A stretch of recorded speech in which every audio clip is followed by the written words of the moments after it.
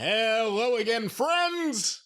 And you are our friends, and I still don't sound exactly great, but welcome to another edition of Jim Cornette's Drive Thru right here, where we discover how bad we sound live on the air. I'm your host, the great Brian Last, and joining me, of course, the star of the Drive Thru, Mr. Jim Cornette. Hey, God, you. What? That was just to perk Brian up, folks. And so the host is already apologizing for the performance that he's going to give here today. Has this become a running theme with you and possibly I lately? See, now I'm not warmed up either. You just jumped right into that. You expect me to take the handoff, catch the pass, run with it, score the touchdown. I'm not even warmed. It's cold here in town. Of course, it could be worse. We could have been in the middle of another hurricane. You know, Brian, from what I've heard, they can control the weather now, so why don't they stop these things? Jon Stewart had the best line. He said, if Jews could control the weather, why would there be humidity in Florida? It's the funniest thing ever. There would potentially be a dome over like, Fort Lauderdale or whatever. The Villages. That's one of the retirement communities down there, the Villages. It's got its own exit off the interstate. How do I get involved in that business, the controlling the weather business? It seems like it would be pretty lucrative.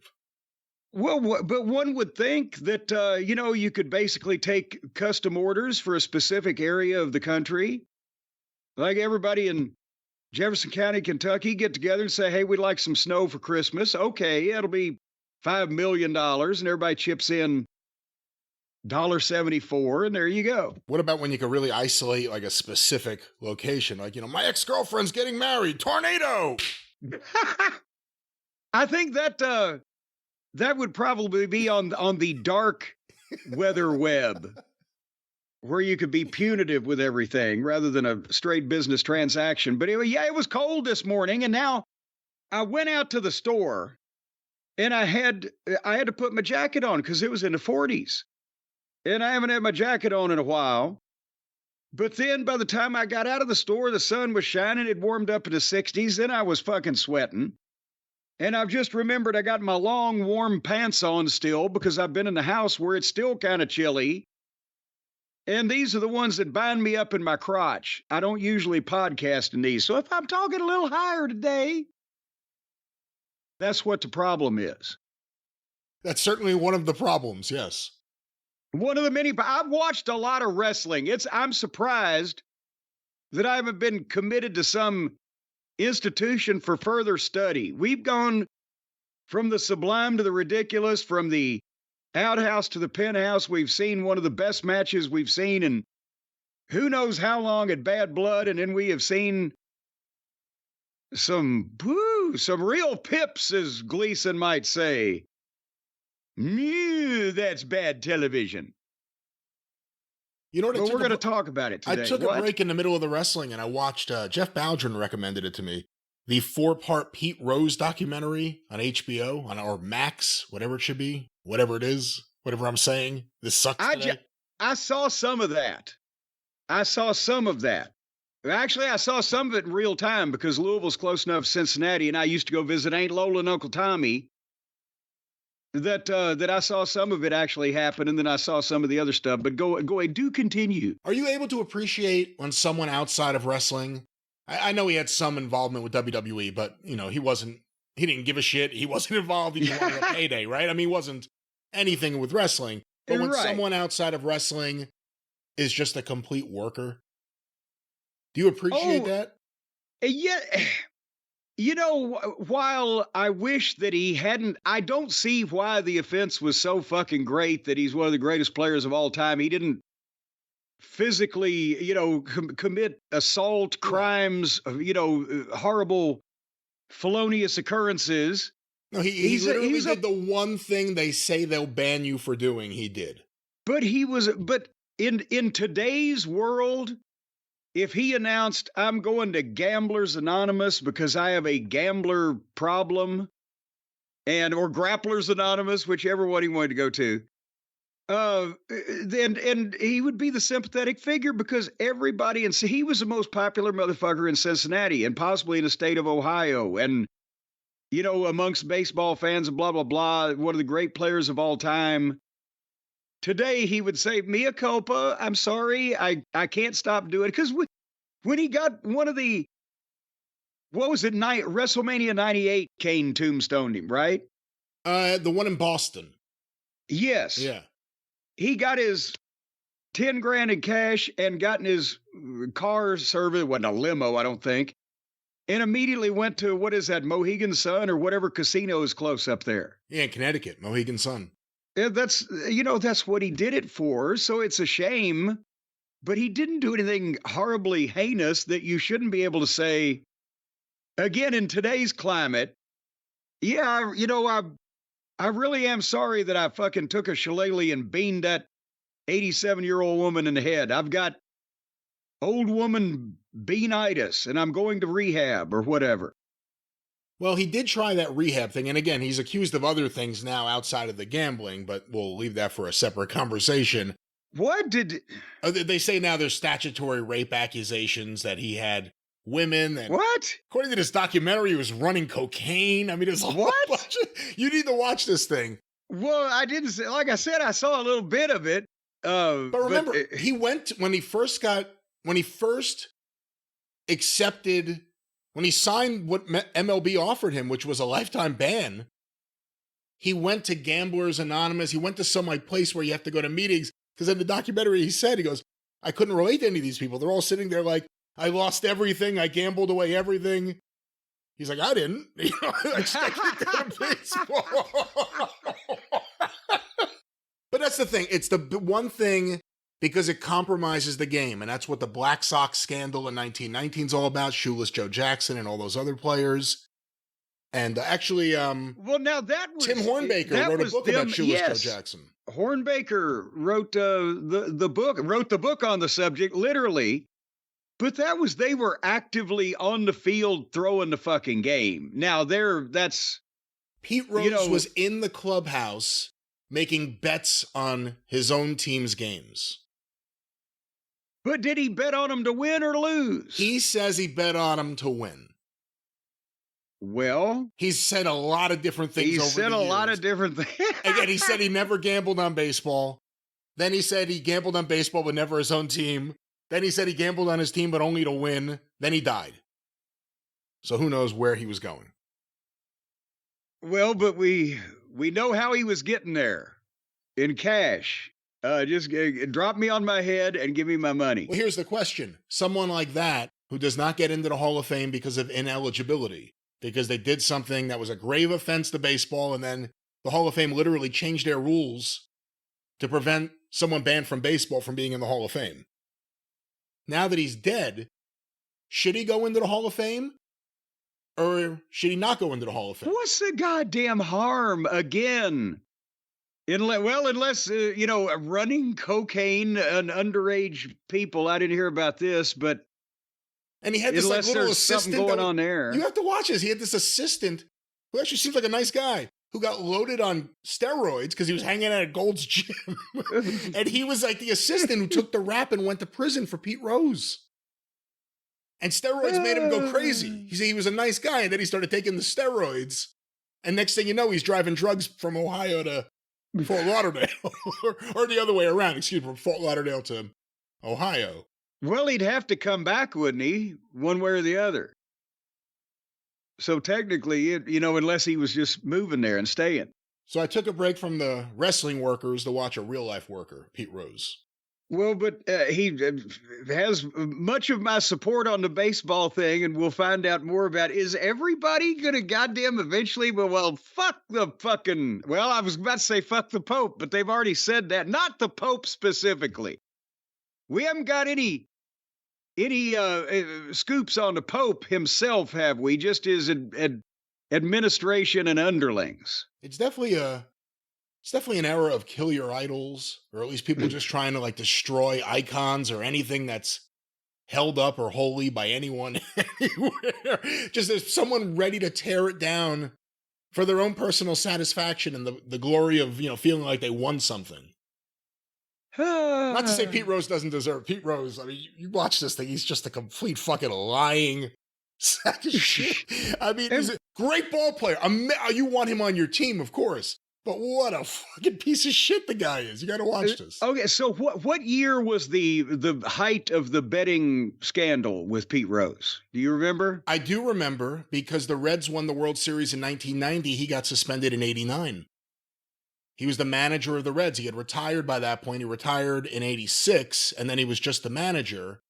And it was while that period of time as manager. Apparently, he was betting on all sorts of stuff, including baseball, before then, but they got him at least for the period of time he was manager, 87, 88. Well, where I was going with that was... Suspended in 89. At that year, Randy Savage was on... I can't remember, some talk show, some mainstream show, I believe. And the host, just asked him about, was it he plugging WrestleMania coming up or something? Who knows what the fuck? But they said, you think you're going to win the match, Macho Man? And he said, ooh, Pete Rose is betting on me. It was just the greatest delivery. It popped the fucking audience. That was all that anybody was talking about at that point in time. And then, you know what? He became more famous, but almost not getting into the Hall of Fame became bigger than getting into the Hall of Fame. You know what I mean? The Susan Lucci syndrome. Yeah. Well, it is. Well, that's a little different. I don't want to compare Pete Rose to Susan Lucci. Well, no. His boobs were bigger when he was older, but... She wasn't ineligible. That's the difference. Well, no, but the thing is, she was known for not winning an Emmy more than for when she finally, after 40 years or whatever, won a fucking Emmy. So it's the same. He's known more for not being in the Hall of Fame for 40 years. And if they'd put him in the Hall of Fame, then he'd be dusty and forgotten, consigned to the trash bin of history up on a shelf somewhere in a dusty room. But since he couldn't get in there, he was out in front of everybody shitting all over everything. You know what Susan Lucci's problem was? She should have gone into local news, because you could just go into local news and win all sorts of Emmys nonstop. Like for all sorts of things, like crazy shit, like that isn't even good wins Emmys. I heard about, not too many years ago, heard about the local TV Emmys. I didn't know that was a thing for quite a while. And then I started talking to people that had won Emmys. And I'm like, God damn, if this guy can win a fucking Emmy. A friend of mine a few years ago, all of a sudden he's Emmy Award winner. I'm like, when did you win an Emmy? It's like, well, I was the cameraman. I'm like, what the fuck? They give them to everybody. Well, but they may have won an Emmy, but I won a Slammy. Ah. Yeah. Well, we'll have more of Emmy later on during the AEW Dynamite Emmy. Boy, she's not going to win an Emmy, a Tony, a Grammy, a fucking commie. She's not going to win it. All right. Anyway, I've got something came over the news desk, Brian. I know this is your show, but you may want to say I got the report right here, and I came over the teletype. You may want to weigh in on this, because this is business related, and you got the business mind here. I'm just a small town bird lawyer, a layman in these things. But it's come out recently now in court documentation as a result of Kevin Kelly's lawsuit that has been filed, and the other plaintiffs similarly situated, as they say, against AEW. And Stephen P. New, of course, is handling the charge on that one. But apparently AEW is owned by Maynard G. Krebs. Well, no. Maynard G. Krebs got lost on an island and then he was never seen again. Oh, so somebody else is running the company now. What an idiot. The guy took on an alias and then he went on a boat and he never came back. Fooled no one. Well, you know what the thing is the Social Security Administration couldn't find him because he didn't have a full name. But anyway, what I'm talking about, for those of you uninitiated... For those of you who don't watch Dobie Gillis. Well, who among us doesn't watch Dobie Gillis? Seriously. Dwayne Hickman was a goddamn sex symbol. Okay, now you're going crazy. But anyway, well, he was the best-looking young man on television in 1959. But Maynard G. Krebs stole the show anyway. What about Kooky Burns? Lend me your comb. Ed Burns. Yes, Ed Cookie Burns, Kookie, on 77 Sunset Strip. Yeah.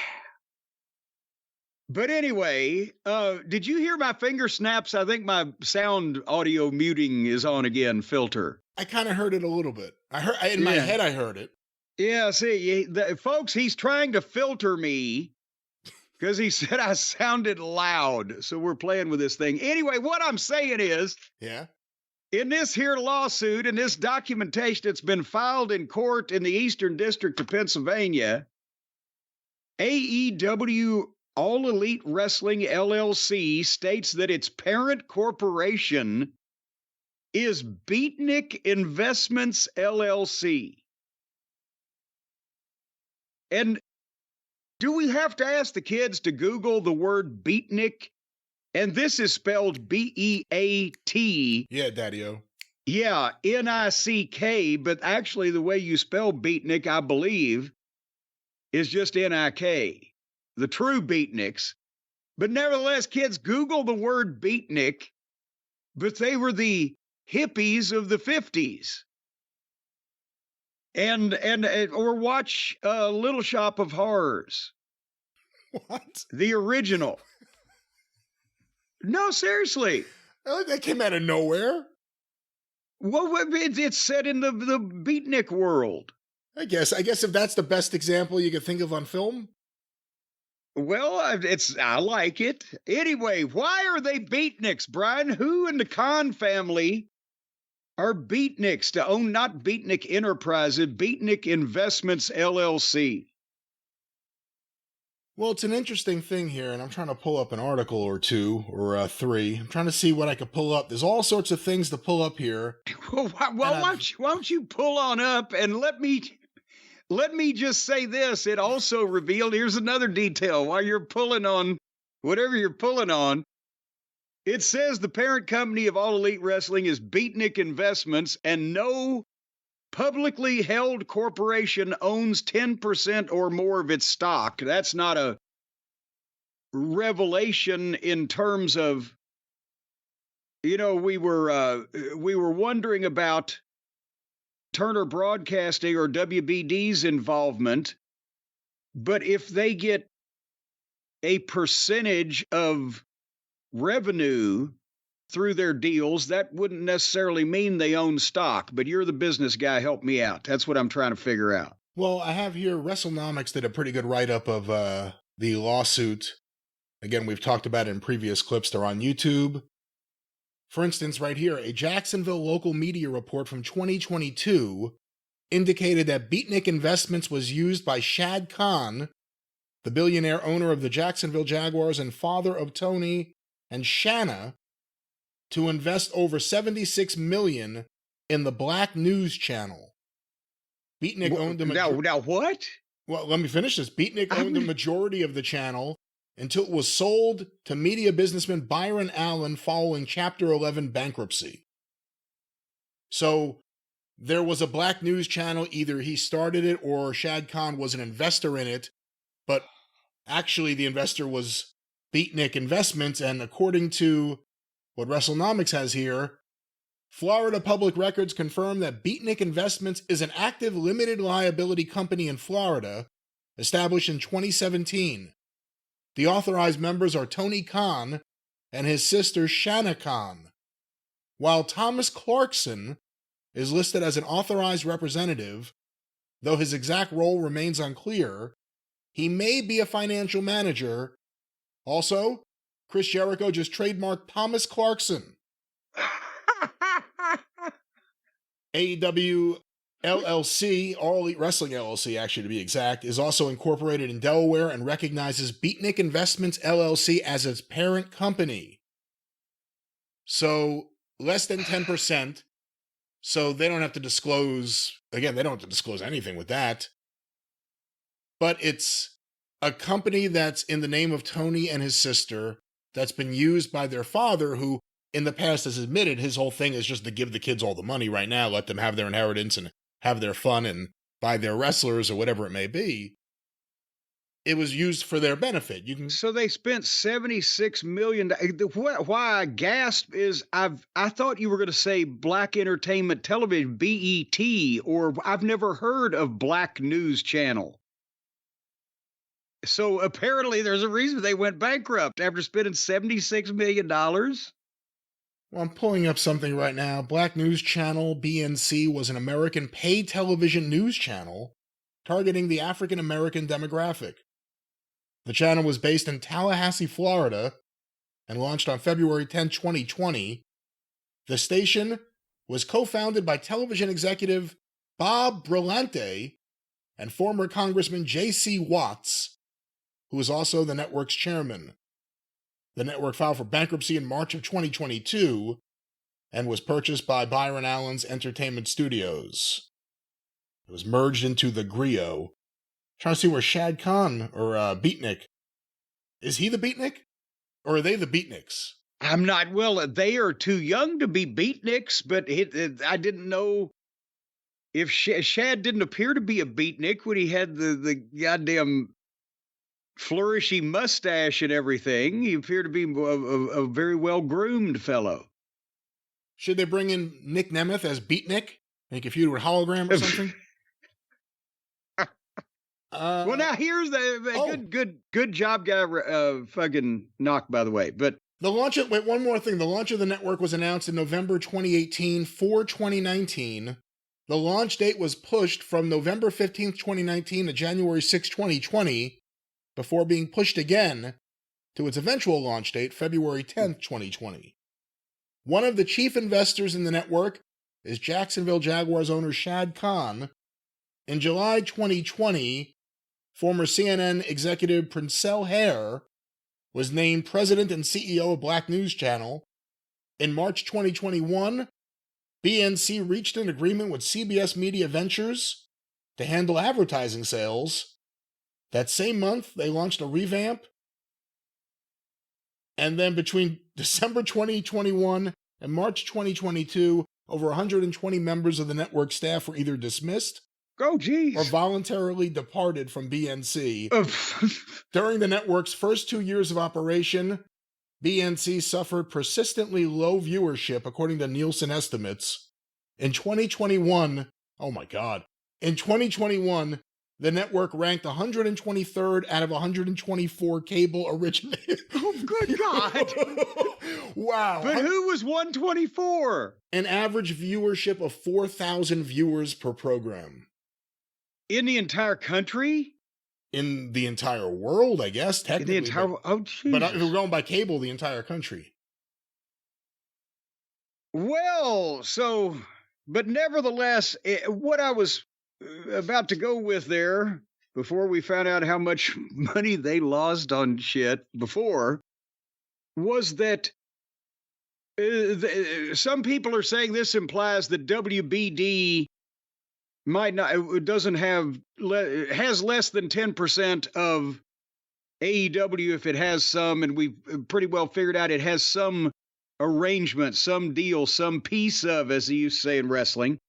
But would there be an exchange of stock, or would it be the agreements of splitting advertising revenue, pay-per-view revenue, whatever the fuck, because we talked about that as if they're more involved in the pay-per-views and they're going to be given discounts for those and etc.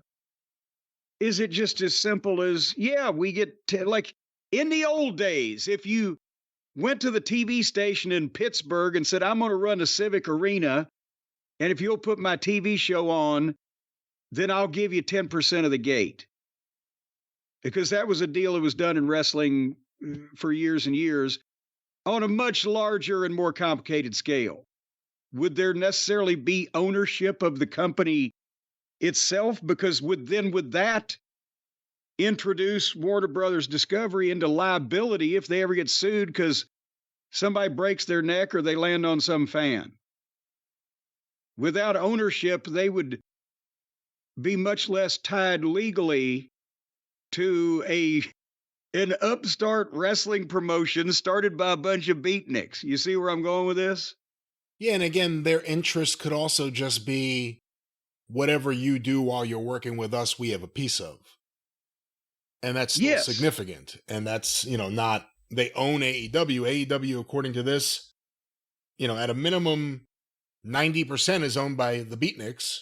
Beatnik Investments LLC. What else is Beatnik Investments invested in? That's what I'd like to know.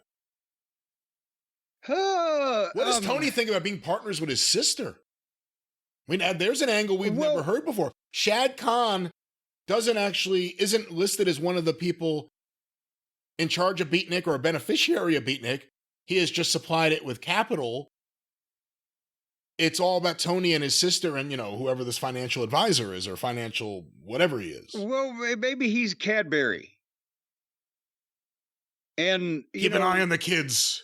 Please keep an eye on the kids, Thomas. But here's the thing. Maybe it's just here, this entity, Beatnik Enterprises or Beatnik Investments LLC, is the entity that we've got set up. And here's my corporate bean counter, old Thomas Clarkson over here. He's going to make sure y'all don't do anything fucking too illegal or insane and too far.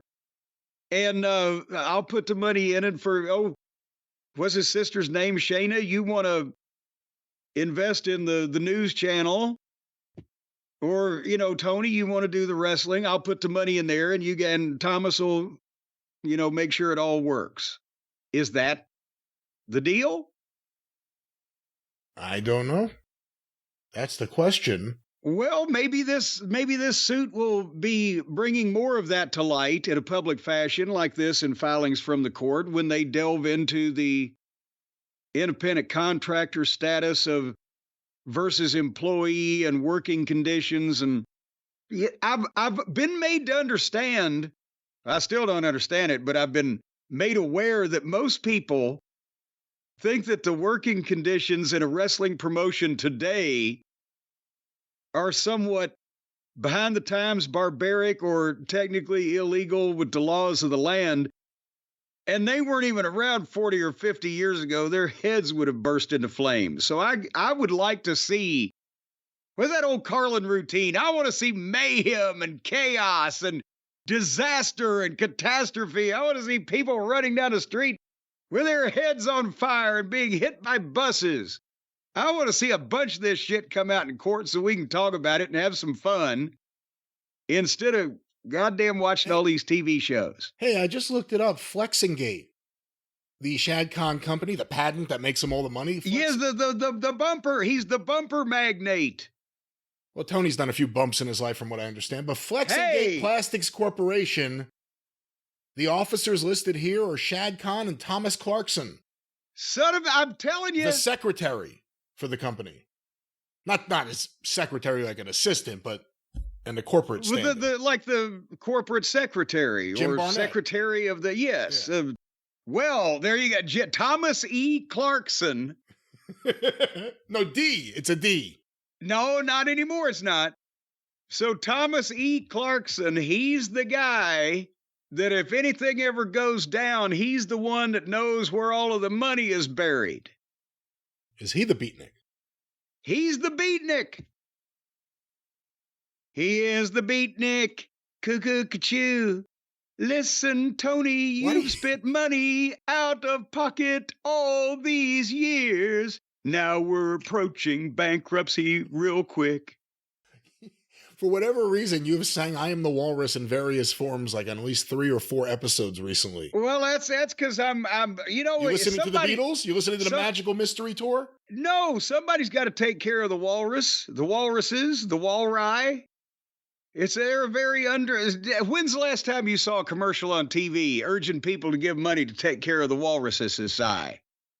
They're an underappreciated species that's approaching bankruptcy.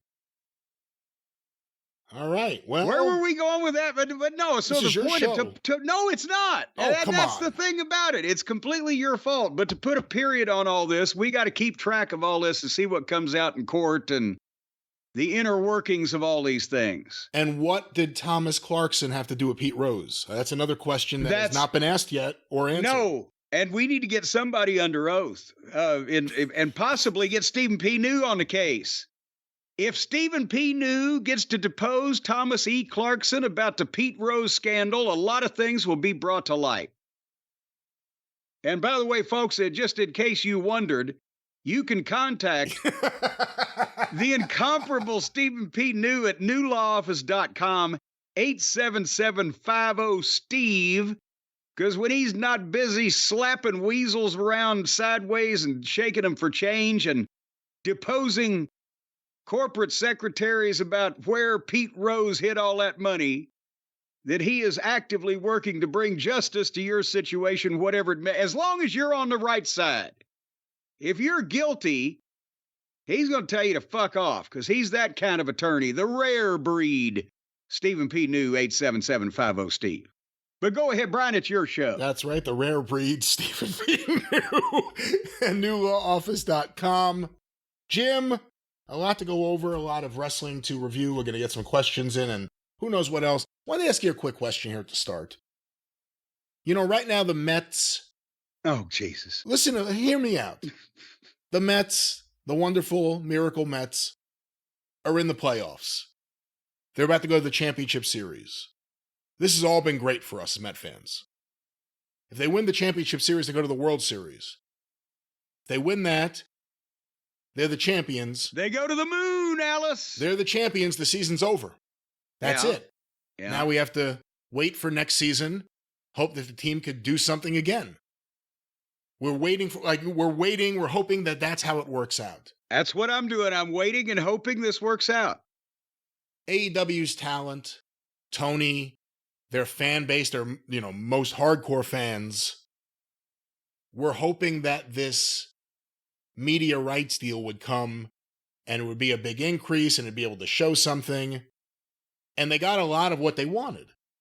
Yes. Now, a lot of us acknowledged they were going to get a renewal, but they want to pretend like we were, they're going to be canceled tomorrow. But as I said, I think on the last show, we've pretty much established the bar is set low enough that even this programming can find a home on television when its owner is rich enough. Go ahead. Well, how low things are going to go is kind of my question. Their World Series was getting that media rights deal. And now they got it. And the spirit again, it was a weird show, and we'll get to reviewing the whole show, but just talking about everything overall right now. It was a Dynamite on a Tuesday at a weird hour, and the lineup was fucking bizarre for a go-home show. It was a show encouraging people to go home, all right, but... But now that you got the media rights deal, are there going to be a lot of big wins in the near future? Are there going to be a lot of big things to rally behind? Are there going to be a lot of things that, because there hasn't been any, the media rights deal coincided with everything going down. Everything. And that hasn't stopped. There aren't signs that it will stop yet. And Tony's booking hasn't shown any signs that it will ever improve. Are there going to be a lot of big moments for AEW to cheer over the next year or two, as they have their media rights deal and as things continue to transpire? Okay, and I know some people are going to say, and they say they're going to get a show on Fox. And I think they're on Fox, by the way, for a shoot. Have you heard AEW is on Fox in Mexico? In Mexico. Yes. Watch out, Paco Alonso.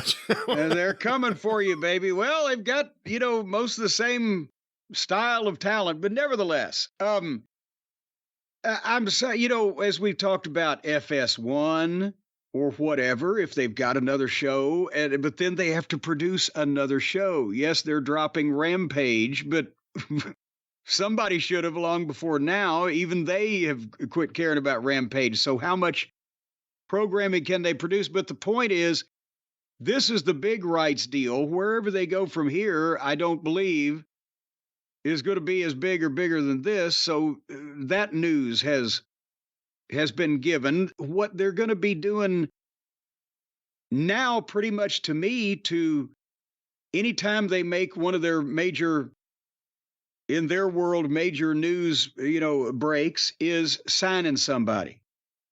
And now that he's been willing to spend this much money up until this point, right?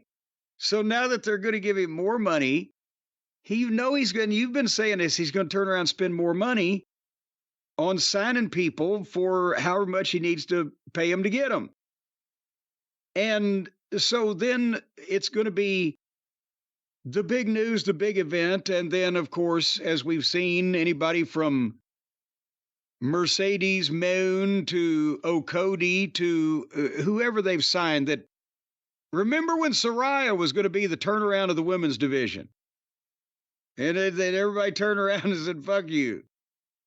But they only last a week or two or 3 or 4. Osprey stayed pretty good because he's a wonderful young, tousle-haired fellow. But most of them, I think that's what they're going to make news with their fans with is big signings from here on out. But what's going to happen to all those people? And he's already got all these people. And you don't ever see half of these people. Again, 290 people over 2 years. Yeah, from the other court documentation. That's a lot of people. There's a lot of wrestlers to pay, mouths to feed. But the point is, when you're getting a deal like that, that there's times. Do you see any of these guys going out and working a lot of independents? And I'm not talking about the main event guys who shouldn't be risking their health and at this stage of the game or with their age or because of their importance to the company. But I'm talking about the middle card and under guys that you don't see wrestling on these television shows ever. They hide them on Rampage or just they don't work for long stretches. I know some are injured or whatever, but a lot of other ones have to be just sitting around going, well, I'm getting paid an exorbitant amount of money. Why fucking bother? See, WWE fans know right now they have a bunch of things to look forward to. The Cena retirement tour, WrestleMania, the build-up to that. Rock has 2 natural feuds. Either they're going to each get a separate run or they're going to jam everyone together in a 3-way match to give Rock a chance to breathe. He's very, very muscular for his age. AEW, that's what I'm saying. I thought you were going to say he's very, very short of breath. AEW, that's the problem. They could sign WWE guys, and I hate to say it, I mean, it sounds crazy, but at this point, the best thing for them is kind of the Eric Bischoff Nitro philosophy. Sign everyone you can. Just bring all of their stars over here. The trick is you got to develop your own stars at some point. They never can. They never do. We'll talk about Daniel Garcia later. Boy, if that's what they're developing, there isn't a lot to look forward to in the future for an audience that if you just go on live, attendance keeps going down. Very rarely. I think Pittsburgh was the only market they went up in. Everything else is just down, down, down, down, down. They're about to go to Max. They have the chance to reach new people. But again, once you get people in the door, you have to hope that they'll want to come back. You have to give them something they want. With AEW, so much of it from the beginning has been fans willing it to be. They rooted for the concept, the idea. They're against Vince. WWE's the enemy. Things changed since then. What do they really have to root for now? Well, here's another thing that they've got working against them that Bischoff didn't have was Vince is not in charge anymore. And in 1997, 98, Vince was just figuring out, he would start talking to guys about contracts, 3 months, right? And if that, and sometimes believe people, whatever. These people, if you're a year and a half away from being done, I believe in some cases they talk to people. They're not going to let that many people that they give 2 shits whether they have or not become available, because the fewer that they give them, that unless they just don't want somebody at all, the less chance that Tony has to raise the salary structure by trying to offer so-and-so and such, $15 million or whatever. It's also the legends. I think that's one of those things at the big events where we've seen them have, legends playing musical chairs. They're there and then they disappear. We don't know where they go. You know, if they're signing Legends deals or whatever they're doing with WWE, that means these are people that AEW, not that they're really using Legends, but it just takes more people off the board. Well, not that they're using Legends. Geez, Jake came out and stood there. Let's talk about Jake when we get to the Dynamite review. I know, but I'm just saying, what, Kevin, have you ever seen a more legendary guy standing there? That's the point. They didn't use a legend. They had a legend stand there. That's different than using him or having him do anything. But I saw him standing there. Well, Jake looked at me, and I couldn't believe that they paid him to show up and do this. You know, even the Goldberg thing with Gunther, if it goes nowhere, you know, they did something with Goldberg that stood out on that event. There's another guy just off the board for Tony.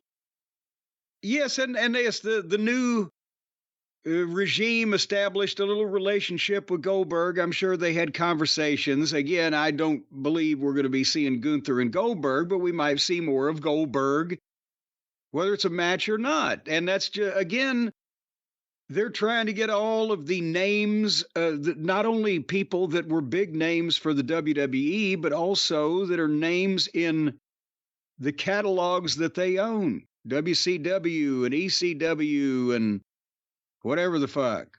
More to come. If you're a celebrity right now and you just want really great tickets and the ability to maybe even do an angle, just say you're a big wrestling fan. Yes. And they'll use you to the best of their abilities. Or AEW will use you to the worst of their abilities, but you still get on the wrestling show. Well, good Lord. We'll talk about the TV shows in a little while and the state of AEW and NXT, both of WWE's developmental territories. But Jim, with all this wrestling on, yes, with all this baseball on, the exciting run of the Mets continues. There's lots of reasons to want to call somebody. And if you're going to do that, why spend too much money? Why not get a great plan? Well, that's exact because the big cat Ernie Ladd didn't say, I want you to get on your telephone and call somebody at high prices. He didn't say that. He said, I want you to get on your telephone and call somebody and tell them that Mint Mobile is here to rescue you, you big dummy, with premium wireless plans starting at $15 a month because all of their plans and their good plans, they have mulled over them plans. And they're going to come with the high-speed data. They're going to come with the unlimited talk and text. And it's going to be delivered to you in your greasy hands on the nation's largest 5G network. So, right now, folks, you got to ditch the overpriced wireless. You got to stop wasting your money spreading it around on the ground and walking and stalking all over it. Take an advantage from Ernie the Cat Lad, who's 6'9", 325 pounds, and he covers the ground he walks on. To get this new customer offer from Mint Mobile and your new 3-month premium wireless plan for $15 a month, you got to go to mintmobile.com/JCE. Run over and knock down your mother if you have to go to mintmobile.com/JCE to cut your wireless bill to $15 a month. Don't be a big dummy. Hey, Ernie, is that King Kong Bundy in the corner? Bundy, you big fat piece of shit. We bring you in here. We bring guys in to get you over, and what do? You dumb yourself right out of position. Well, don't dumb yourself out of position. Get a good phone plan with Mint Mobile, endorsed by not Ernie Ladd over here. Once again, what's that promo code? You. MintMobile.com/JCE, and remember, a $45 upfront payment is required, equivalent to $15 a month. New customers on first 3-month plan only. Speed slower above 40 GB on the unlimited plan. Additional taxes, fees, and restrictions apply. See Mint Mobile for the details. All right, well, speaking of details, Jim, let's get to some of the details of wrestling this past week. Raw, only 2 hours. God has been listening to my prayers this time of year around the high holy days. Thank you. 2 hours of Raw. I got to see a lot of it. Unfortunately, I had a DVR issue. and I did not get to see anything after the point where I actually watched it live. But let's talk about WWE Raw. That is perfectly as clear as mud. But you start, and when you fuck it up bad enough, tag me in and I'll straighten it out. That's what Murdoch used to tell people when they were his tag team partner. Anyway, no, I'll tell you, I first of all, I've got to say they were in St. Louis, Missouri 2 nights in a row. We've been talking about they were going to be in St. Louis for NXT, but they did the big building in St. Louis for Raw, and then did the factory, which is we'll talk about the look, but a smaller place there in St. Louis on Tuesday for NXT. And now in retrospect, since I've seen both programs, I know that we were graced on both of those episodes with the presence of someone referred to as Sexy Red. And there was some false advertising involved in the sexy part of that, at the very least. And this individual is a recording artist of apparently some repute, possibly some ill repute. I know that at least what she did on NXT, she makes Mercedes Moon look like Meryl Streep. But is she, I can understand if she's a St. Louis personality, right? Because there's some various odd personalities all over the country, and various Judge Auto Dealer. They knew who he was in Knoxville because of the TV commercials, but you wouldn't put Judge Auto Dealer on Raw, even if it was being shot in Knoxville, would you? Are we supposed to know who this individual, Sexy Red, is? Has she accomplished something? A large part of the audience, I guess, does. I'm guessing maybe she's local, like you said. Was neither sexy nor red. But, yeah, WWE, this is what they've been doing now. This is what they do.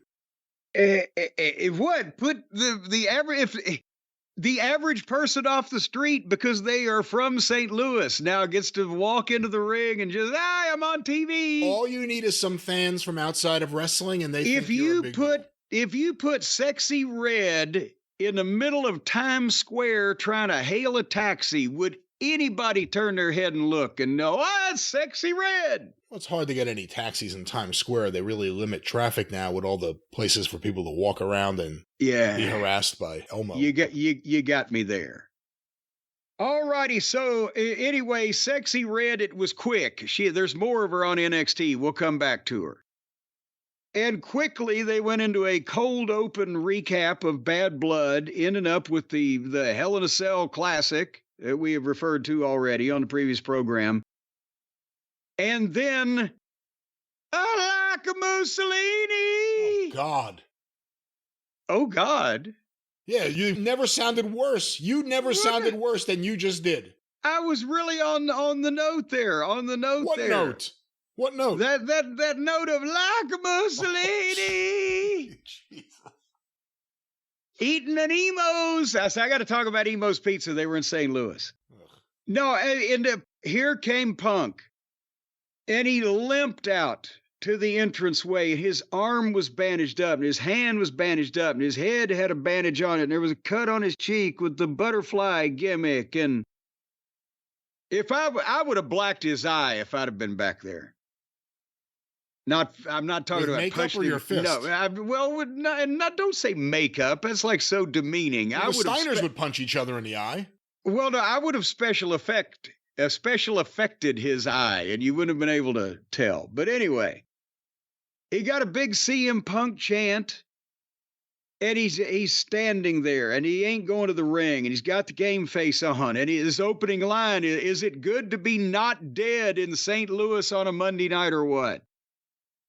But he's not happy. He's not over the top. He's selling this shit. And did you see the random pyro fucking deal go off, or some spot light burned out or something? Did you see that he referred to it? Yeah. Well, right on. They had a close-up probably handheld camera shot of him as he's doing the interview, but right to the right of the screen, you see a flash. And I think either some misdirected pyro went off or maybe one of those can spotlights they got, whatever, flamed out. And it went off, and he joked. He said, yeah, after what I've been through, if you were going to set me on fire, now's the time. But anyway, he did the fucking promo that he should have done after a match like that to sell it. And that's what was so refreshing, because for a lot of these nitwits, you know, they get run over by a steamroller or crashed into by a fucking city bus, and the next week they're on TV doing have a Coronas off the top rope. And so he looked like he had the shit beat out of him. And he was talking seriously, and the whole tone of the promo was, I don't know what the future holds. It hurts to smile, but I had to come here and see you guys. I'm alive, but I don't feel like it. And, you know, he'd bring up again how banged up he was. It's, I don't know. He's teasing the end, right? But he thanked three groups of people. He thanked his fans, the people that love him. He thanked his peers, most of them.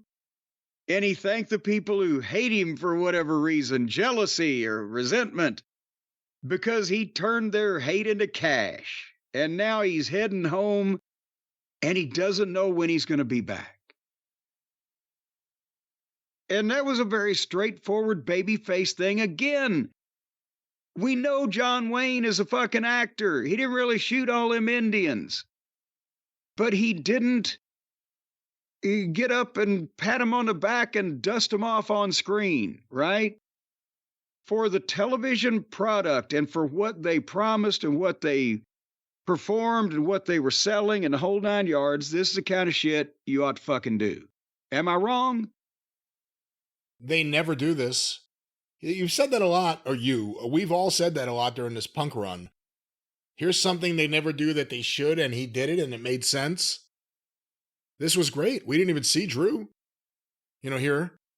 Well, yeah, because he's the heel. See, if he's out of sight for a little while, licking his wounds, and because he lost, but he comes back and does something, remember, off in another direction. But one of the great things about the way things are right now under Triple H, and the way things have been and the way things seem to be going, someone like Punk, who's a major star, and someone who moves merch and causes people to be interested in everything he's doing, you can kind of give him time off. Yeah. You're not going to be hurt as a company right now if CM Punk took a couple of months until the Royal Rumble or something and then came back fresh again. If he left before he was stale. I'm not saying this is what they're going to do, but it's one of the benefits of WWE right now. There's really no one who can't be slotted out to have time to refresh their blood and then brought back in. And it makes sense for wrestling to have that. It's an unofficial off-season. It's an off-season because it makes sense. But it can rotate, so everybody's not off at the same time. And Rollins was just off for 3 months, 2 months? Probably not even that long. Yeah. But that's the thing, is some of the top guys are not as young as they used to be. That's why they've had time to become top guys. So, and also you don't want, if your main event fucking guy, if the top guy in a company was 25 years old, still you don't want him wrestling on TV every week. And you don't want him talking on TV every week, because then they become more one of the boys, or you're just putting them out there because you have to. It's the opposite of with Tony Khan, where people are there intermittently here and gone before they get over, or they're pushed down your throat and then you don't see them for 6 months or whatever. They're weaving these people like an Eddie Graham type of situation, and Dusty used to do in the Carolinas, where there are multiple opponents that a lot of these top guys could have. When the Midnight Express were World Tag Team Champions, you could advertise us against the Road Warriors, us against the Rock and Roll Express, us against Dusty and Magnum, and us against Ronnie Garvin and Wahoo McDaniel in 1986, and there was all television to back it up. And so then, and what they did with this interview is as soon as Punk said that, I'm going home, buy flowers for my wife, don't know when I'll be back. Boom! Seth Franklin Rollins' music hits. And out he comes, and they come face to face because they're both baby faces, but they still have an issue. And so now, but now Seth has been gone, but now Punk is gone. So there's another match they can come back to in 6 fucking months if they wanted to. That could be WrestleMania, those two. You know, but that's what I'm saying is that everybody that is established, it doesn't have to be on TV every week because there's so many of them. Whether it's Roman Reigns and Cody Rhodes and CM Punk and Drew McIntyre and Seth Rollins and Gunther and Orton and Jey Uso and Yeet. And I mean, it's on. And Logan Paul, wherever the fuck he may be. I mean, and more. And here comes Cena. So, yeah, they're in a wonderful place where they can just cycle these guys in and out because they don't even need all these stars on the same show or on for a pay-per-view or on the, you know, the 2 shows where they have split rosters, but people are back and forth anyway. And Owens, I forgot about. And Jimmy Uso's back. Anyway. And Seth was more serious here, too. When he came to the ring, he was wearing pleather pants and a bulletproof vest, but he was all in black. And he, you know, the snide remark to Punk, get well soon so I can end your career once and for all. And then the gist of his promo was that he's back to destroy Bronson Reed, who there's another guy that they've gotten over tremendously. But Bronson Reed wasn't tonight. Wasn't there. He said Bronson Reed is not here tonight. I dangled my participle.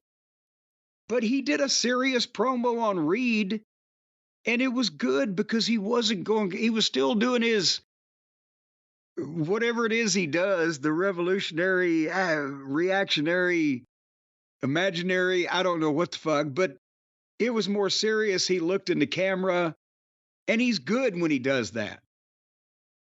And then he challenged Reed one-on-one, anytime, any place, anywhere, baby. And then that was his little skit before we move on. What did you think of our friend Seth Franklin this week? I thought it was good when he was serious. Like you said, it stood out when he stared into the camera, because that's the way he should be treating the Bronson Reed situation. Not coming out there and telling jokes. No, that has to go. Especially in this kind of situation. And there you have something for Survivor Series, I guess. Him and Bronson Reed. I'm interested in that now. They've got me interested in Bronson Reed. Well, see, that's the thing now. That's what I want to see is Bronson Reed, the human bowling ball, against the fucking athletic guy that he can also fling far in the air. Instead of the fucking Volkswagen against the goddamn bus or whatever. But then at that point, as soon as he did that, here Jey Uso's music plays, and here he yeets. And there's the waving and the yeeting about. And Seth is just staring at him. And when Jey gets in the ring, Seth looks at him and walks out. And Jey continues yeeting, and everybody yeets at him. But I'm like, fuck, they play the music, here comes Punk. And then they play the music, here comes Rollins. And they play the music, here comes Yeet. I'm like, Jesus Christ, we're fixing to be like 25 minutes into the wrestling show. They're in the goddamn lick of wrestling, right? And it's better that way.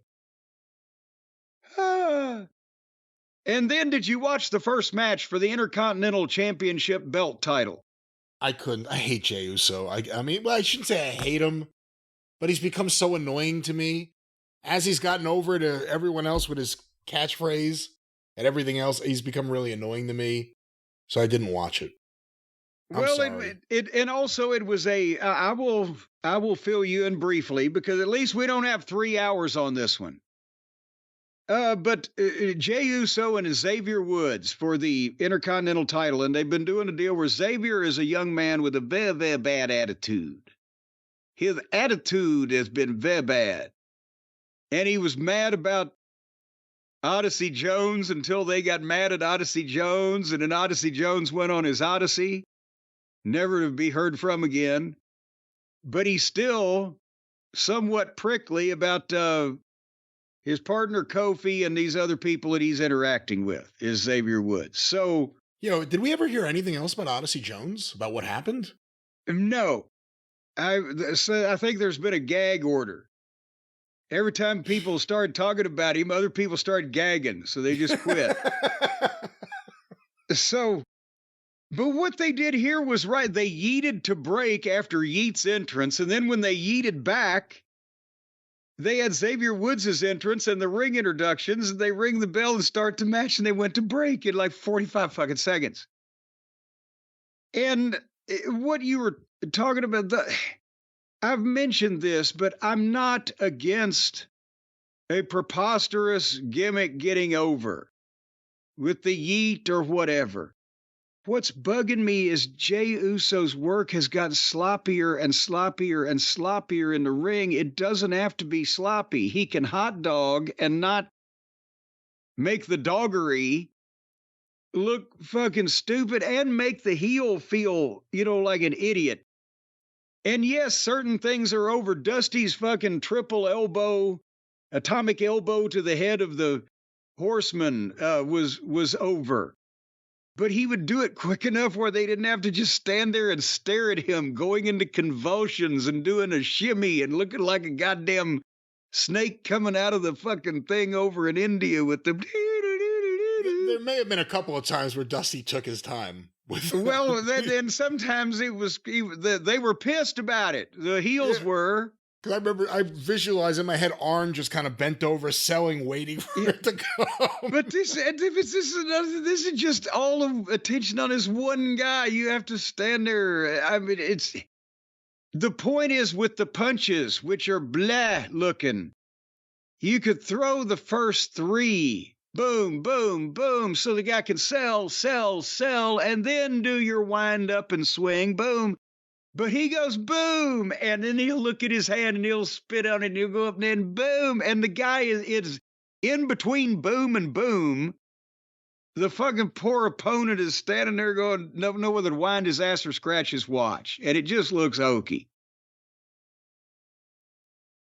But nevertheless, that's, Jey Uso is remarkably over, but he needs to work on getting, not only being a hot dog, but also the quality of his matches where when he's selling, it's like you've got legitimate sympathy rather than, I just want him to get up and start yeeting again. And to take the people on the whole fucking excursion. You need to be able to hook them in a little better than to just, tighten that shit up, son. That's what the old timers would have told him. You got a bird's nest on the ground here. You're over. You're farting through silk. Archie Bell and the Drells. Yeah, keep up with the goddamn, the rest of the roster is really, there's not a lot of stinkers at the upper echelon in this company as there has sometimes been in the past. The thing that Jey Uso I thought was excelling at, and he did excel at, were the dramatic segments in the Bloodline, where he sold things with his face, with his emotion, with his body language, everything he did. He was great in those. Yeah. We don't have that anymore. Now we have the same work. You say it's sloppier. I mean, again, it's always been what it is. But now we don't have those amazing dramatic. Now we just have, him leading the crowd sing along, and there's a place for that. And WWE's probably smart for riding this as long as they can. But eventually, hopefully, he does something else. Well, and see, that's what I'm saying is I want him to, and also he doesn't seem comfortable with the interviews with him as a solo guy. That's why he's got the yeet, so he can just say a couple of words real quick and they'll, fan interaction with him.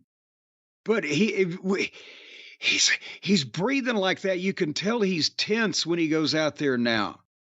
Because before he was an ensemble player, now the spotlight is on him as he does the one-man show. And I think the sunglasses with yeet across them and the fucking haircut and the goddamn outfit, and he's trying to gimmick himself up because I think that spotlight's bright on him right now. He's a little nervous about it. I don't know. That's just what I'm attempting to see from television. But he won. And what happened with Xavier Woods? Anything? Yes, he won. Oh, he won? No, Jey Uso won. I was going to say, that's what happened with Xavier Woods? Jey Uso won. 1, 2, 3 with a splash off the top. And then he shook his hand, or shook Kofi's hand and hugged Kofi. And then he tried to shake Xavier's hand. And Xavier, as the announcer said, cold-shouldered him and walked right off on him. Right? And so there goes Xavier and Kofi's like, hey, man, and then all of a sudden, here comes Braun Breaker. And Braun Breaker came in there and speared the fuck out of fucking Jey Uso. And last week, and I can't remember if we even talked about this, but Braun Breaker had come out in the ring with Uso and had given this somber speech about, I just want you to know I respect you. You know, you were the better man that night. He shook his hand, and he walked out without attacking him. And they were like, what the? Now they're going to fuck Braun Breaker up? But it was all a ruse, a charade, as they say. Because he speared Uso, and then Kofi was like, we got to help. And Kofi goes in, and he gets speared. And then Woods is still out on the floor like, I'm not helping the fucking guy. And Braun ran around the floor and speared Woods on the floor. And then got in the ring and speared Uso again. And then held the Intercontinental title belt up and then threw it on top of Jey Uso. And I say again, Braun Breaker is the future of wrestling. This guy is fucking tremendous. And if he beats Jey Uso now, how much more over will he be as a heel? Well, and, you know, because I was kind of upset that they took it off him that quick as they did, but this is set up where is he going to win it back? We're asking questions. We've got to find out now. But what a fucking superstar. That's why I wanted to see 7 to 10 more of them in NXT is what I wanted to see. Where are you supposed to get them from? Where are you supposed to get the Braun Breakers? Where are you supposed to get them? The Steiners were virile people. Can we just do some random DNA tests around the Southeast? See if we can net, between the two of them, 6 or 8 more? I just saw a picture actually of Scott Steiner's son. I guess he's playing college football, but he was wearing his dad's metal headgear, whatever it was when he was Big Papa Pump. He's a big kid. He's a big motherfucker. And what are you going to do after football? You got to go into the family business. There you go. So anyway. Oh. If you ever...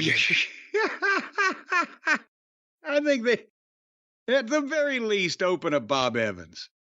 Well, Jim, before we move on, after watching the Jey Uso segments, I've just, I get exhausted almost. I'm just tired of it.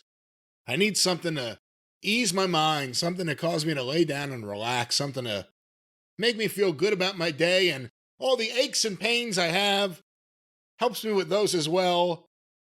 Many, many, many more benefits that could be talked about by you, Mr. Jim Cornette. Yes, let me talk about anything at this point. Like a bridge over troubled water is what you're trying to say, where you can ease your worried mind, lay down and get a good night's sleep, recover from physical pain more quickly after the physical activity that prefaces the physical pain. It's all a part of being physical, folks, so let's get physical. Are you tired of not being physical? I'll tell you how to get more physical and get your bridge over troubled water at the same time, all with our friends over at CB Distillery. Brian, are you like most people? Are you the person at your medicine cabinet in your bathroom there? You open the door. What do you got? You ain't got no medicine in there. You've got a few stray Band-Aids. You've got an 80-year-old jar of Vaseline with people been sticking their dirty fingers in to apply just a little bit at a time. Are these the things in your medicine cabinet? You've got half-empty dental floss. Maybe you got 8 or 10 bottles of lube. But you don't really have anything to help you. Are these the things you got over there, Puffy? Well, I've lost weight. I'm not as puffy as I used to be, but you need to clear out your cabinet and reset your health with CBD from CB Distillery. And that it won't even take up as much room as all the crap you've got now, because how much room can 3 letters take up? CB Distillery's targeted formulated half. There's no formaldehyde, formaldehyde, or anything else supplied with CB Distilleries. CB Distilleries' targeted formulations, I'll have you know, are made from the highest quality clean ingredients that can be pronounced easily. No fluff, no fillers, just pure effective CBD solutions designed to help support your health. And they've done non-clinical surveys on this. And I've said it a million times. Don't go to the clinics. That's where all the sick people are. It will skew your results. In 2 non-clinical surveys, 81% of customers experienced more calm. 80% said CBD helped with pain after physical activity. 90% said they slept better with CBD. And 4% said our programs were even more entertaining with CBD. That is not an official statistic. That's not, no. I thought well, Hotchkiss did a little man on the street. Why is he involved in any of this? He should have nothing to do with the sponsorships. And no. Well, he was just asking around when he was in line over there at the parole office. The parole office? Folks, with over 2 million customers and a solid 100% money-back guarantee, CB Distillery is the source to trust. If you need a source, they're it. And right now, you can save 20% off. If we're going to get you started there, you go to cbdistillery.com and use the code JCE. You're going to save 20%. Saving 20% of your health and your calm and your lack of pain and your peace of mind. Well, right there, that's just worth full price, but we're going to knock a fifth of it off for you. cbdistillery.com. Promo code JCE. All right, well, back to Raw. Raw rolls on. Well, I'm going to combine a couple of things here because they happened on either side of the next match, but they had pertinent implications toward each other. The deal with Cody and Kevin Owens getting a fight in the parking lot after Bad Blood that they shot with the fan cameras and let go viral and etc. And we talked about this on the last show. This could never have been done before, and I love it. It's great, but now everybody is their own TV station. So what they're doing, they acknowledge, they had the announcers. Joe Pepitone. And no, Joe Tessitore. That's it. Joe, that's Amore, and no. Wade Barrett, huh? Was it Wade Barrett? Is he the one? Is it Wade Barrett? Shit, or is it the... Well, I think it is. But anyway, he's a good-looking young man. They acknowledged the incident. And basically, they had no other comments. They're like playing it straight in case there's, they didn't say this, but it sounded like in case there's some kind of legal shit out of this. But they acknowledged the comments that Triple H made on Twitter. We are aware of the incident and the matter will be dealt with internally. And so they didn't even show the footage. So they're letting people, perceive, at least for a little while, hey, this is something we didn't plan and we're not promoting it. And then when Cody later on is in the back being interviewed, he's like, well, I'm sure you're going to hear more about what happened at Bad Blood on SmackDown. I'm just here to see about this crown jewel thing. So he's not, he's playing off the thing with Kevin Owens and not even mentioning his name and not talking about it. What do you think about that? I think since they don't have to now. Everything they've got again is so over that they don't have to hot shot this angle. They can let people start talking about it and then reveal pieces as they go.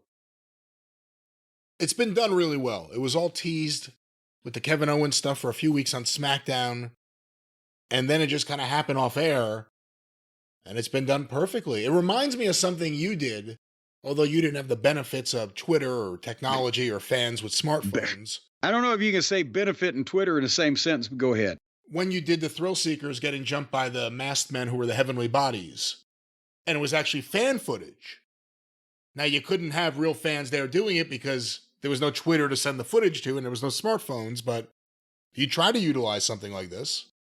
Yeah, and I like the security camera footage thing also that, started becoming a thing in the early 90s, when cops and all that type of thing. And that's a way to, because before you had to justify, if this was real, why would a camera be there? But now there's a fucking camera everywhere, whether it's cell phone cameras, security cameras, traffic cameras, fucking doorbell cameras. So it's easier now to kind of change up the way you present things, but it's the same gist, the same flavor, trying to make it legitimate.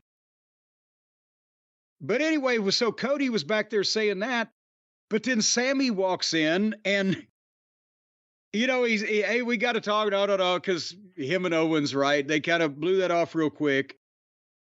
But he tells Cody that I just want you to know I'm going to be the one that you're going to be facing at Crown Jewel, the champion versus champion for the new championship deal. But like I said, if you want to talk about what happened and Cody cut him off, we don't have to do that here. And he wished Sammy good luck in a genuine fashion against Gunther. I'm going to look forward to it, old friend. Sound like the Lone Ranger there. So again, they had to have Sammy try to say something because of their involvement, him and Owens. And they tied it up real succinctly without having to reveal anything.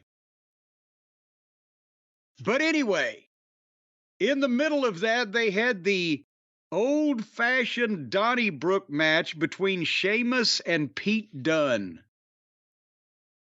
And right now, I don't know which I liked better, when he was the little Dickensian street urchin asking for more gruel, or now that he's 5'6", working with a guy that's a foot taller and fucking 80 pounds heavier and is the, indestructible bruiser, Pete Dunne. But what part of the stage dressing did you like about this match? The whiskey barrels that surrounded the ring, the shillelagh that one guy had, the cricket bat that the other guy had, the bar set up over next to the announcers. And boy, if I'd have been one of the announcers, I could have used a drink about this point. Why do they have everything is so made to look so campy when they do sets like this, right? We just saw a Hell in a Cell match that they pulled out toolboxes and shit that you would have underneath the goddamn steel structure, and they whacked each other with wrenches. But here this looks like a game show set. Remember, what was it, Treasure Island? In the 70s, they used to put these fucking goofy marks that were contestants on the show in a boat and float them around a goddamn river apparatus to see if they could grab the treasure and they'd fall into water. I never saw this. Oh, it was goddamn I don't know if that was it, Treasure Island, but there was one of the fans, the Cult of Cornette, can give us more information. But the point is, it looks so ridiculous, doesn't it? That it's so obviously, they're not real barrels. We have constructed all of this for this set of this thing where these contestants are going to go through a simulated fucking combat for your entertainment. It's just too over the top for you to be able to get lost in it. and take it seriously. It's just visually ridiculous. Have I made my point? So you liked it? Oh, yeah, I loved it. I thought it was the best match of the night. It's always weird when a feud you don't care about suddenly gets elevated to street fight status. Street fight status. And she was the referee, I'll have you know. I would have watched maybe. No, I didn't see this match. Well, I'm not a big Pete Dunne fan. I know there's people that really are, the bruiserweight. I liked him as Butch. I feel weird saying it because everyone thinks that's like a Vince McMahon thing that sucks, but it kind of worked. I see him as, from the set of Oliver or something. Well, I think it's just too late to unsee it. I don't know. He has an odd, off-putting face. His face is oddly put together, somewhat like a ransom note. And Jesus. It just has a look that is that the human species, or is there some missing chromosome along the way? Was he possibly the Piltdown Man's descendant? You think he's missing a chromosome? Really? I don't know what's going on, but what about his hair? What do you think of his hair? His hair is not very well kempt, and if I was him, I would get some conditioner. How do you like his gear? Gear looks all right, but you'd need to have a better body to put in it, or a larger body, a bigger body. All right, we'll find other things to talk about next week. His accent is somewhat I did see pictures on social media of Sheamus's back after the match, and he looks like he got the Michael Fay treatment. Well, yeah, and that's another thing is, I don't know if I would, well, I guess Sheamus is trying to do anything he can to stay over because, boy, the upper echelon has gotten more crowded. And I know he's always been a Triple H favorite, it seems, and that's another thing. He's just so oddly translucent that I don't. Drew McIntyre ditched the sword and the cutting of the fake ropes and the bagpipes too, and all that and has become great. Can Sheamus do something else besides have bangers and hoist a pint in the pub, the old fart and dragon, or the old bell and whistle, or the old frog and enema, or whatever the fuck pub he's in? These are just thoughts at random. Can Sheamus do something like Drew has done to... See, the problem is I see him on the show as like a crazy cab driver. You know what I mean? Like the way he dresses and acts backstage. I just see him as like, come on, buddy, get in my cab. And, tries to get you to Kennedy Airport or something. I don't buy him as anything else.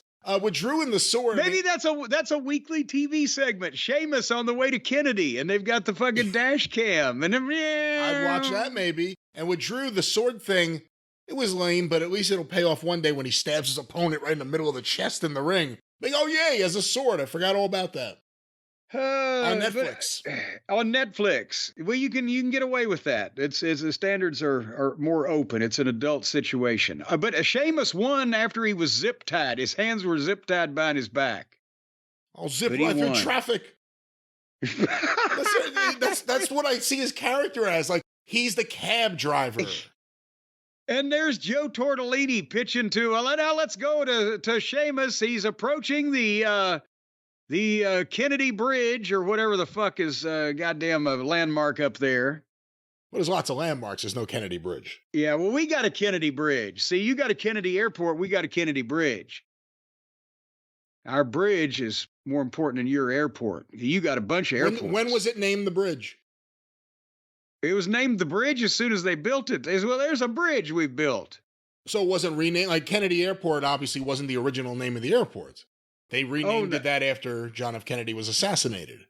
Well, I can't. It's just always been the Kennedy Bridge. Within a month, right? I mean, that's but now they built a new bridge next to it, and it's the Lincoln Bridge. Because Kennedy died November 63. The Beatles were there in January 64. It was already Kennedy Airport. Well, boy, it didn't take them a long time, did it? But it was Idlewild before that. That's right. Now, let's not get too idle and wild here talking about this Sheamus Pete Dunne thing. What else was on Raw? All righty. Well, let's skip over the 10-woman tag team match that they had. And as well, Ethan Page and Ava were in the back bothering Adam Pearce, and Ava was hugging Sexy Red. And boy, right there, they could put pictures of both of them in prison to cure the sex offenders. Does Ava have the least amount of charisma or just anything that would make you think that she should be in an on-air speaking role in a wrestling show? It's contest winner level status here.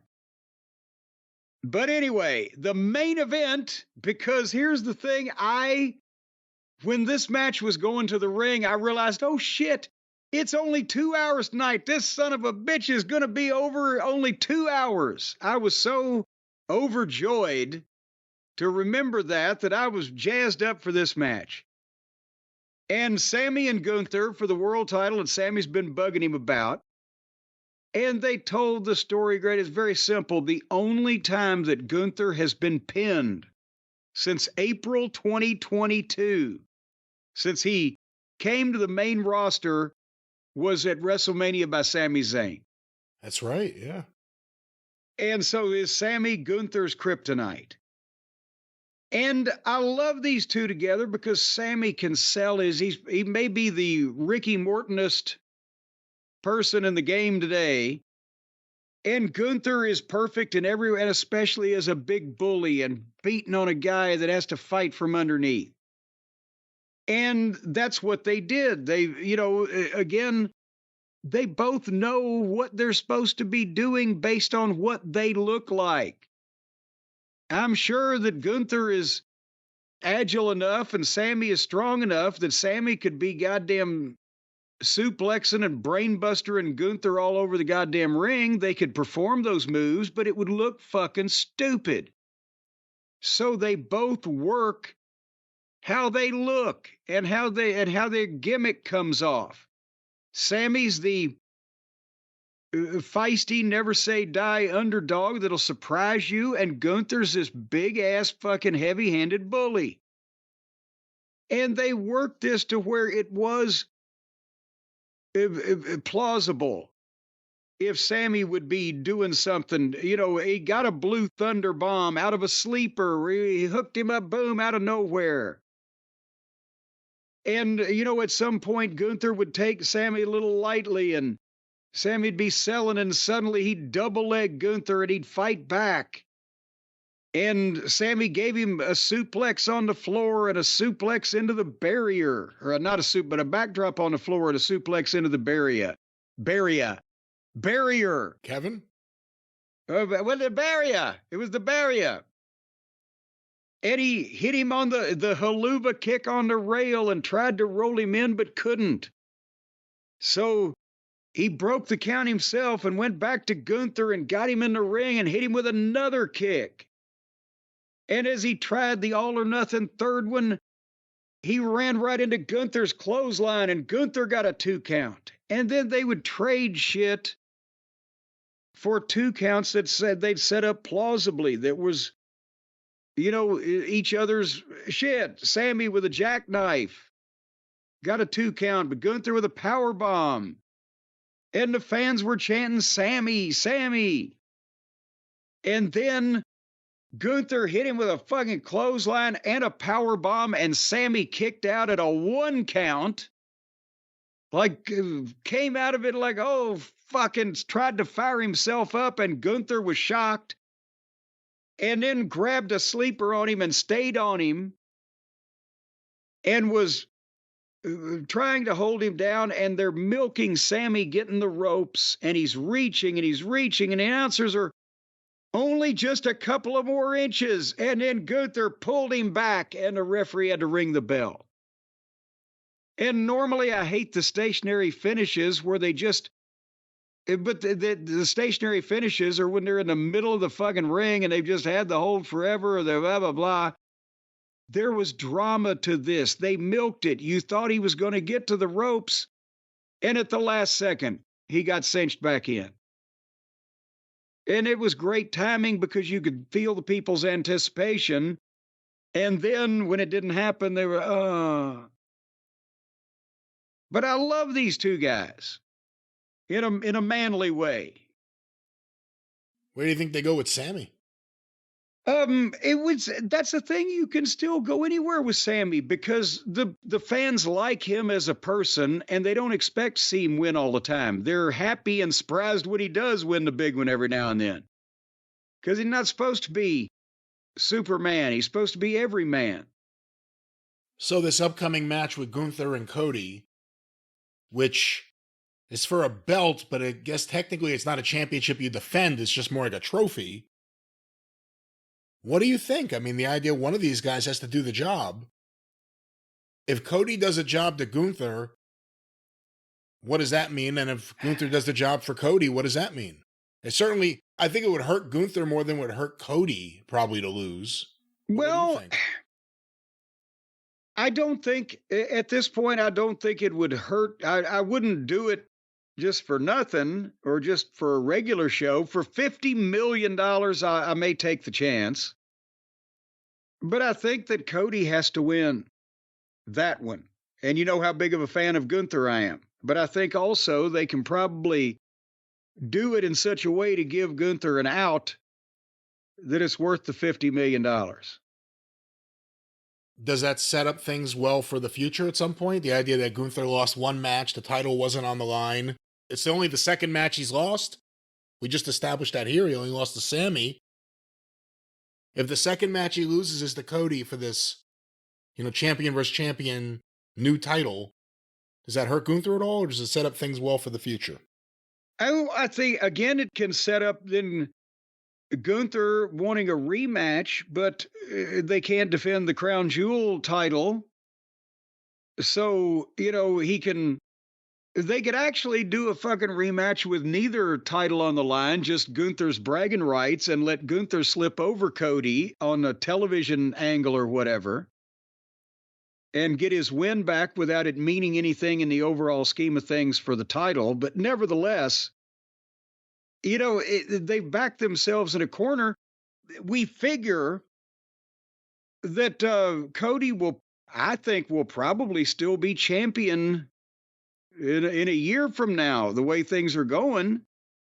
But what if they end up with, they have to do rematches of this champion versus champion thing the next year with the same people? Then do they just flip-flop the finish, or what if that fucks up their booking? It remains to be seen. It's an awkward thing to have to do every year because you've said you're going to do it. But it's $50 million. Hopefully one day an American billionaire will give them lots of money to stay here and let them book their own shows and not have to put together matches that will please the prince. But that was Raw. And Jim, we still have two more shows to review. I guess in order, although they both aired on Tuesday, NXT started before AEW. Week 2 on the CW.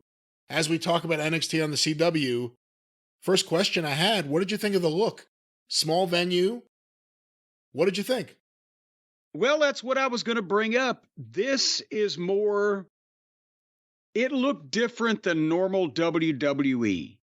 It had its own identity. I know they're not going to be in this building every week, nor could they run St. Louis every week. And they don't have a building like this in a lot of towns, but I would look for similar facilities. And I liken it to the Hammerstein Ballroom in New York. A lot of people know the Manhattan Center was the smaller ballroom in that complex that the first Raw and USA emanated from, and Ring of Honor would run that room several times a year. But in the bigger shows, or when we got on that little run there where we were selling more tickets than we could fit into the Manhattan Center, the Hammerstein Ballroom was upstairs, and yes, it only held 1,800, 2,000 people, 20, depending on your seating setup, but it had those balconies. It looked like one of those old silent movie palaces, the grand and glorious backdrop. Brian, help me. You're a New Yorker. Can you be more prescriptive, more descriptive to people who might not have seen the Hammerstein Ballroom? It has a cool look if you had a budget to shoot the thing for television.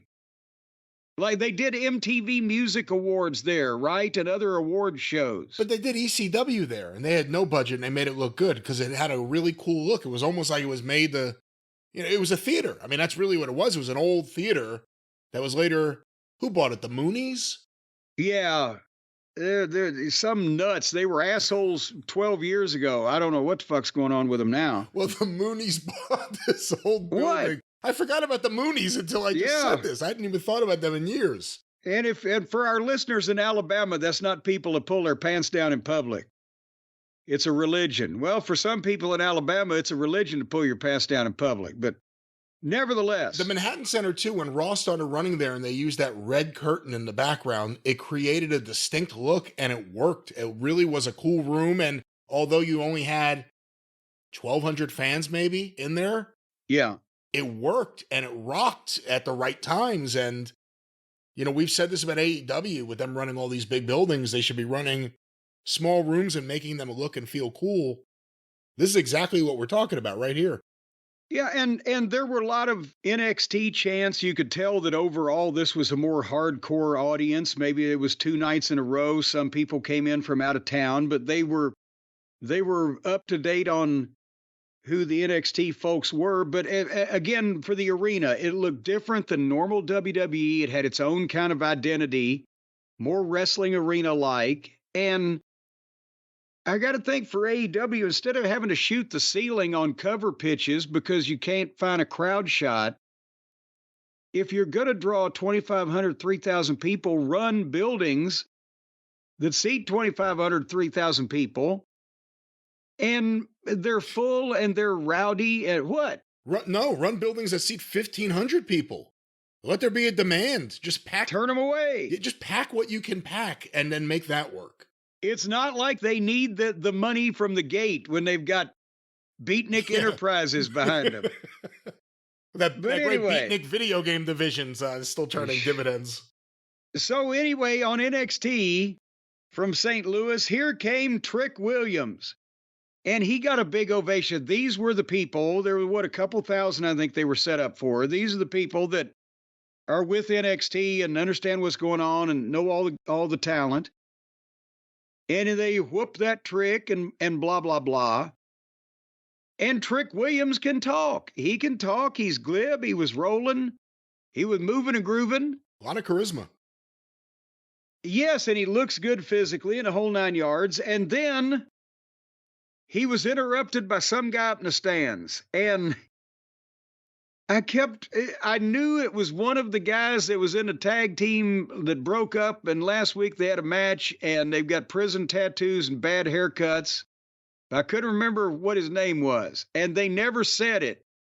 They referred to it later on in the program. I think it's Wes Lee, right? Wes Lee, one of the worst names I think anyone has. Yeah. Well, and that's the thing is he was standing there in baggy pants and a fucking droopy sweatshirt and unnamed and unidentified, and they started having the conversation. But Trick has some oomph, but the other guy was a guy in the stands wearing baggy pants. And then suddenly Jey Uso's music played, and here he yeeted. And the people went nuts, and they started yeeting, and Jey and Trick yeeted at each other.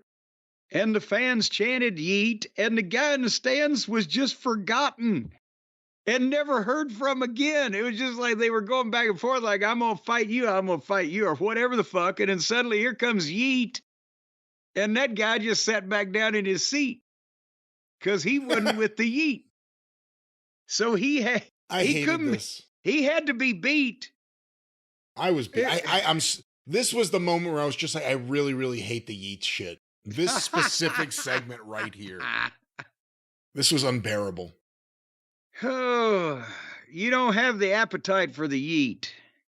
Trick Williams has a good look and he seems to have some size. You got to wonder how much longer he's going to be in NXT. He's been there a while. I mean, we talked about him a couple of years ago with Carmelo Hayes, right? Well, that's when Carmelo Hayes was the big deal, and it was just, and my friend Trick. Who do you think is more upside now? Trick.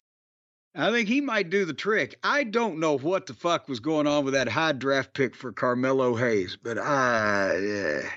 obviously you got to fire one of these GMs. There was a high draft pick a couple of years in a row for Odyssey Jones. Look how that worked out. Boy, I'll tell you, Seems like that. Who was it back then? It wasn't Pierce. I don't want to get Pierce fired. Aldous is new. Somebody didn't do the background checks. His name on the indies will be Venture Williams. How about venture capital? But anyway, we're not out of this segment yet because the guy in the stands was forgotten and not heard from again. But suddenly, as Jay and Trick were yeeting, then here came Kalani and Bianca and Jade, and they just did an entrance and they all just posed in the ring. Well, this was funny too because they come out there and they get a big reaction or, a big entrance. They each individually get their entrance. And then Jey Uso and Trick Williams are just in the background dancing with them. Yes. And when we came back from the break, it was a 6-girl tag team match with Bianca and Jade and Kalani against Fallon Henley, Jasmine Minks, and Jane Wayne Gacy. And I'm sorry to report to you that I was called away on an urgent matter. I had to remove a cat's spleen. And when I came back, the babyfaces had won the match, and we were half an hour into this show from just what we've described. Would you like me to go on? Yes. Yes. Well, would you like me to talk about Orton trying to give the Putz Tag Team Champions some advice or support? And he asked him about Javon Evans, who apparently is where I don't know how they came up with. We're going to have Randy Orton in his hometown. We're going to work with Javon Evans. But nevertheless, there was some interaction there. And these two guys, if they're the tag team champions, if any new audience is going to tune in for the new network television and, try to grasp some new people, they're available in more places now, whatever the fuck the strategy was, would you want these two fucking schlubs to be your tag team champions? So far I don't see anything too offensive considering some of the other tag team champions we've seen on WWE shows and, of course, AEW shows. Well, anyway, they will talk about them more here in a moment because Roxanne Perez came out to do the in-ring promo, and she brought out her friend Cora Jade. And while they were discussing things, here came Julia. And she, before she got to the ring, brought out her friend, Stephanie Vacker. And I'm like, what is this open mic night on Glow? What? And they all got in the ring, and suddenly a fight broke out at a bachelorette party. And I don't know if some of these young women are old enough to buy alcohol. We were 42 minutes into the program by the time this thing was over. Yes, we were. Yes, we were. I'll continue on. I can see you're chomping at the bit to discuss these things. The problem is I'm of the belief that there's too much women's wrestling. And there's too many women, not even to go into whatever Roxanne Perez and Cora Jade could do in the ring, but it just felt like Sasha Banks' amateur hour, them on the mic. Yes. And they're getting time on TV to stand there, no interviewer, and just deliver these practiced speeches. And it felt Sasha Banks-ish. And I'm not entertained. Again, I always wonder who the core audience for this is. I guess a lot of it are really horny guys that want to give Shawn Michaels credit. I really don't know, but this ain't for me. The female talent that we had in OVW, with a few exceptions, was generally older, more experienced, more mature. And I'm not saying they were in their 40s or even in their mid to late 30s. But they were more experienced. They had already, many of them been wrestlers, and then they were signed and further developed, or we didn't put them on television until they had more, except when I was forced to, Linda Miles, until they had more comfort, and we didn't throw them out there on their own, once again in the spotlight. All by themselves, holding their own microphone, expecting to hold a national television audience's attention. They had an interviewer that could help facilitate the transitions and keep things focused. And it's just not, what the fuck? It's not fair to these people. It just doesn't, it just feels like they're doing a little act. Yes, because they're doing a little act. Yeah, because they're doing a little act. And I don't do a little act. Get a little juice. I'm sorry. And if you know what? And again, I love the top flight women wrestlers like Rhea Ripley. I love the Rhea Ripley, Liv Morgan stuff. That's a classic wrestling feud and it's working well. Yes.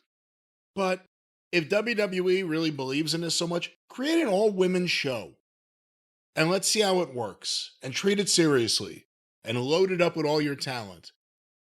But NXT now, this is, 2 weeks in a row, and I guess this is exactly how it's been previously on USA. There's just a lot of women with fake names just out there doing a talent show performance. And it's not what I like as a wrestling fan. And I felt like that was going on here, and it wasn't Julia and Stephanie Vercourt because they didn't even get on the mic. They just came out there and had at least an aura. The other two were doing a WWE under Vince McMahon style performance. And, I think there's some talent in NXT, but the people who rave about Shawn Michaels booking and how I don't know. I don't get it. I don't get it. You say the other two had an aura? We used to have a sponsor that you could get rid of that. It could get rid of any kind of aura you had in your pits and your crotch and anytime. Maybe I meant stature instead of aura, but it was just, at least they gave, you know what I mean? Like they didn't have to say anything. If they said anything, it probably would have ruined it. But enough of these segments. Well, speaking of these segments, we went to the back where a pretty girl and three random guys, two of which were dressed like bums with bad haircuts, were talking to each other, and then they walked down the hallway and interacted with Brian Pillman Jr., a.k.a. Lexus King, in a highly scripted way. Boy, they're getting to be polished script material deliverers. They're not like fumfering every third word, but it's written. I'm sorry, go ahead. And the hair is what you were going to say? Well, the whole look, the facial hair and everything, but I believe one of the guys, the main guy of the three guys and a girl walking down the hall was William Regal's son. Oh, I wonder which, was he one of the bums or was he the guy that was actually dressed somewhat like you would be dressed if you were on television? He kind of had a foppish look, like kind of like Moxley's old hair, but with William Regal's face. I think since they've become a publicly traded company, you get in trouble if you fop in the locker room. Well, what other foppish dandies were on this show, Jim? Well, your big match that you told me, the North American title, Tony D'Angelo, the Mafia fellow versus Oba Femi, the funny named fellow. For the North American title, did I say that? And you said, let's watch Oba Femi, and I like Oba Femi now. I'm not knocking Oba Femi. I'm not knocking him. I'll just never call him his name ever. Well, no, I'm trying to. It's Oba Femi. Oh, my darling, oh, my darling, oh, my darling, Oba Femi. So, but I have observations here. As this thing went on, I have questions to ask. D'Angelo's gimmick we've established is horrible. It's 1995 Vince. He's a Mafia light, Tony Soprano if he was a cartoon character without any type of blood or whacking. He went to Vince's tailor right after Abe Knuckleball Schwartz did that outfit that he's wrestling. Yeah. What is that? There you go. And the thing is, he's been around for a while, so he was the veteran in this, and he was calling it, but it's not his fault that they made him have this goofy gimmick. I guess he just Stockholm syndrome and he's embraced it or whatever. And the ring announcer this week. Remember last week he had the goofy hair. This week he had his sleeves rolled up, no jacket and tattooed arms. He looks worse than if he was a Beavis and Butthead character. They're trying to make the show young and hip. He looks like some kind of goddamn bartender at a place that flunked the fucking health inspection. My favorite is still Ron Martinez for the IWA tapings in the 70s where he had like a tuxedo and sunglasses. Well, those TV lights are bright. Anyway, so they rang the bell for the first men's match on the program 52 minutes in.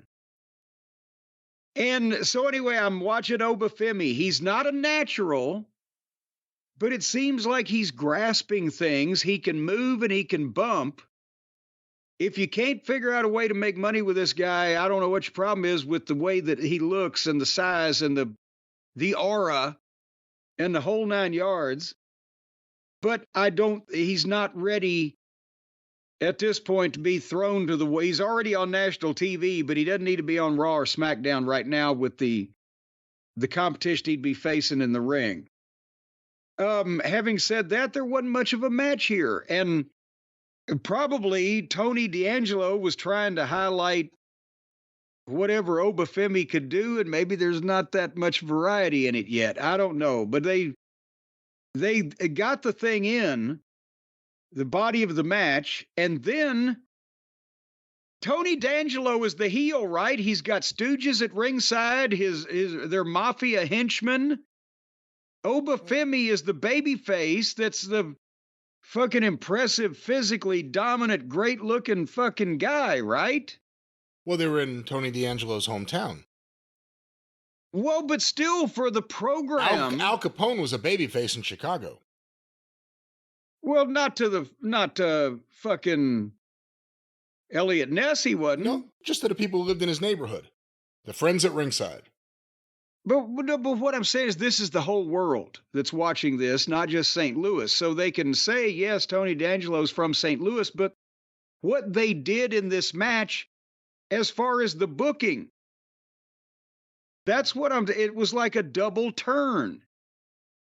At one point, D'Angelo's stooge slides a crowbar in for him to use, and an actual goddamn crowbar. And D'Angelo looks at it and slides it back to the guy, which is a babyface move. And then Obafemi hits him with a clothesline. They both take a bump over the top to the floor. And there's the three stooges of D'Angelo, two guys and a girl. And he shoves them, and they knock the girl down with him. And suddenly, because of that, D'Angelo comes up fucking freaking out mad and tackles him. I'm like, well, is this a double turn? Because now the guy's coming to the rescue of his girl that went down, and he sees her on the floor and doesn't know what the fuck happened. Did you see the camera angle? Like, they immediately zoomed in on his face before he even reacted, like they were waiting for it. Well, yeah, because they were. That was, he reacted late. But D'Angelo beats the shit out of Obafemi and suplexes him on the ramp and spears him. He's making a babyface comeback. And then Obafemi catches D'Angelo with a choke slam. And I mean, the crowd is into this now. They've got him. But and now they've switched places. We're now, again, the mafia guy is a abuser of women. The mafia guy is I'm trying to say it right. The mafia guy has morals. is the baby face that is defending the baby face that's now a heel, that's the abuser of women, and the heel mafia guy is making a comeback but he didn't abuse any women. Well, he shoved the guys down, and the woman went down. The woman is down. And then D'Angelo gives the giant Obafemi babyface, gives him 2 German suplexes. He's 310 pounds. So the heel is German suplexing the giant babyface. And then, did you see Obafemi build D'Angelo across the ring and then swooned and fell down? Did you see the swoon? I saw that, yes. So then they go to the desk, and Oba's going to try the power bomb, but D'Angelo spine busters him through the desk and then rolls him in and spine busters him again and gets a 2 count. And then Obafemi goes for the choke slam. D'Angelo goes up and over him, sunset flips him 1, 2, 3. So again, Obafemi switches heel, is abusing women. The mafia guy becomes the babyface, makes the comebacks, and wins clean. Was this a double turn? What the fuck was going on here? I have no idea. I don't know if it was just a hometown thing and him and his goons and their lady friend. I don't know what's happening over there. They'll all go back to being heels next week, wherever they are, Des Moines. But what if Obafemi had been from Des Moines? You know, these were the things that turned me off to NXT that are still there. I thought Tony D'Angelo looked all right in the ring, but it's the gimmick. It's the promo in the gimmick. And then it's him having goons in the gimmick. You know, that Andre Chase thing, that was another thing. When that started popping up on that TV show, yeah, it chased me off. But they're going after something. It's almost like WWE in the 90s, early 90s, mid 90s-ish, developmental mixed with young, good-looking people. I don't particularly see the great booking or even really a great wrestling show, but there are people who rave about this show. It's, to me, WWE's answer to AEW. NXT started as WWE's answer to Ring of Honor. What happened when Vince took it over and spat it back out, what we see now, it's become WWE's answer to AEW. How do we make a young, hip property where we develop stars and it looks good and we make money with it? And that's what they've done. They're only getting $25 million a year from CW for the record, though. But this is WWE's AEW. Well, no further proof needs to be given than the next match for the tag team title, where the tag team champions of this organization look like a meth head and a Mexican mini. Oh, come on. How did he look like a meth head? I'll give you the mini. How did he look like a meth head? Okay, well, so the mini is already over here in the bank. I'll jot that down.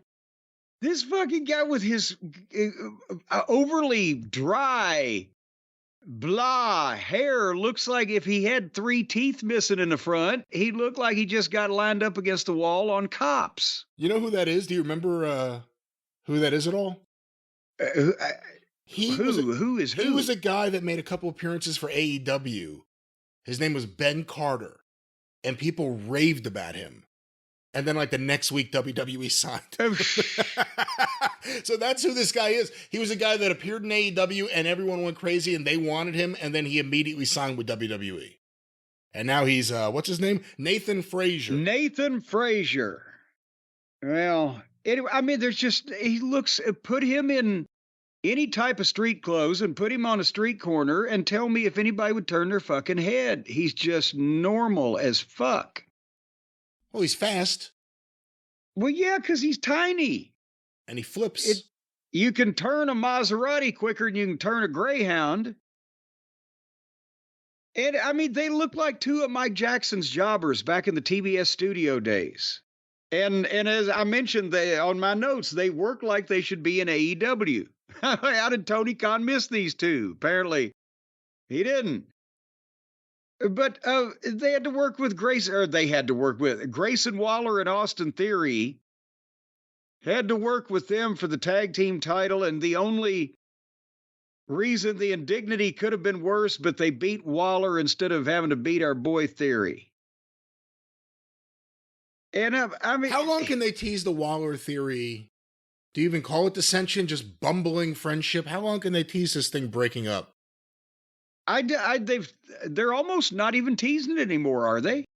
I guess not. I guess now it's just they have moments where they always bumble and cost each other big moments, and then their friendship continues. Because they're loyal. They're loyal to a fault. But I'm sorry, and I know the what's his name? Nathan Gizmo, Frazier. Nathan Carter, Frazier. Plowboy Frazier, whatever his name is. I know he looked like he had a nice arm drag, but that's, again, the problem is when just some schlub that looks like He ought to be working at the post office, can get in and do these wrestling moves with great alacrity and skill. It kind of devalues the whole goddamn deal. And this, again, the venue, it's not the territory days.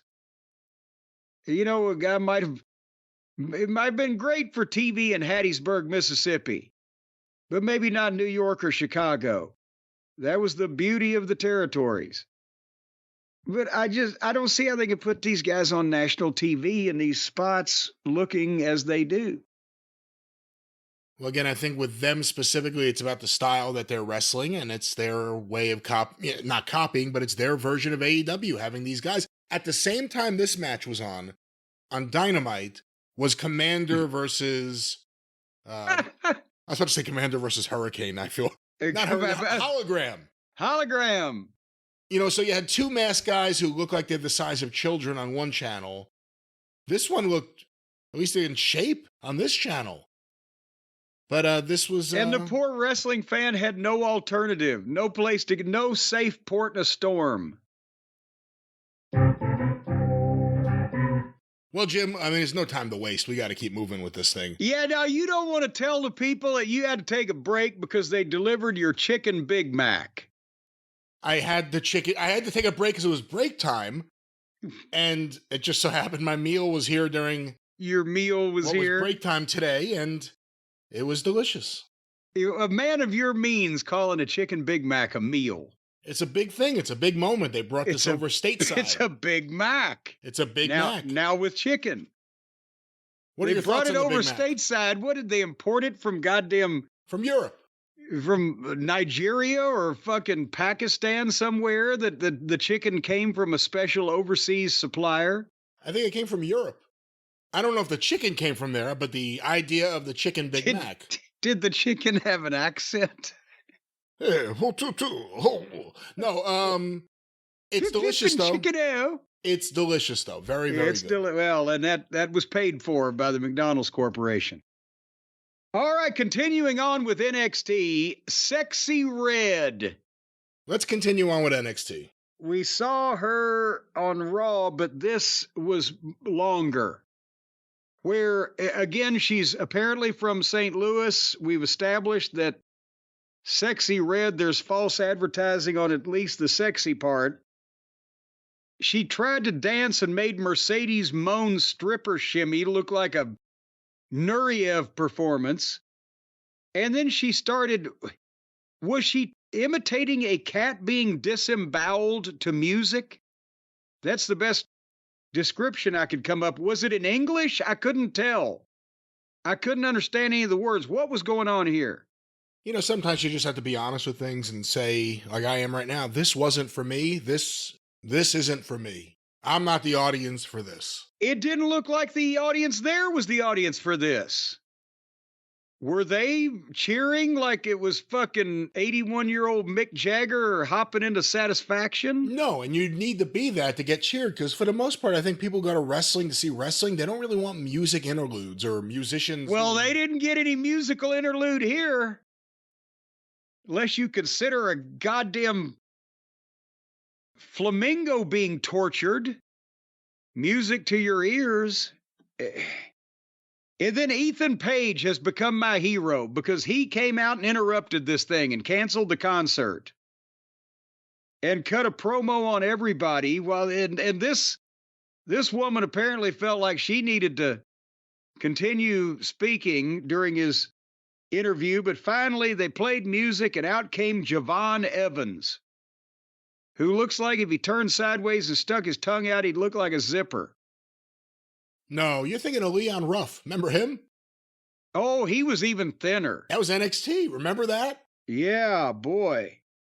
Well, Javon's still a little on the thin side, a little on the emaciated side, but Page tried to sucker punch him, and Javon Evans hit him with some of the worst punches I've ever seen, and Page bailed out. So Sexy Red's honor was saved. Possibly in a jar somewhere. I don't know. I don't know where she put her honor. Now the Sexy Red contention is going to be after me. Look her up. Google Sexy Red. She probably got more money than you, me, and the fucking county, and it's goddamn ridiculous. Remember when you used to have to be good at something? Well, you just have to be popular. Janae Naraweri, professionally known as Sexy Red, is an American rapper. She rose to prominence with the release of her 2023 single, Pound Town. Her follow-up single, Ski, was met with similar success. Both songs were included on her second mixtape, Hood Hottest Princess.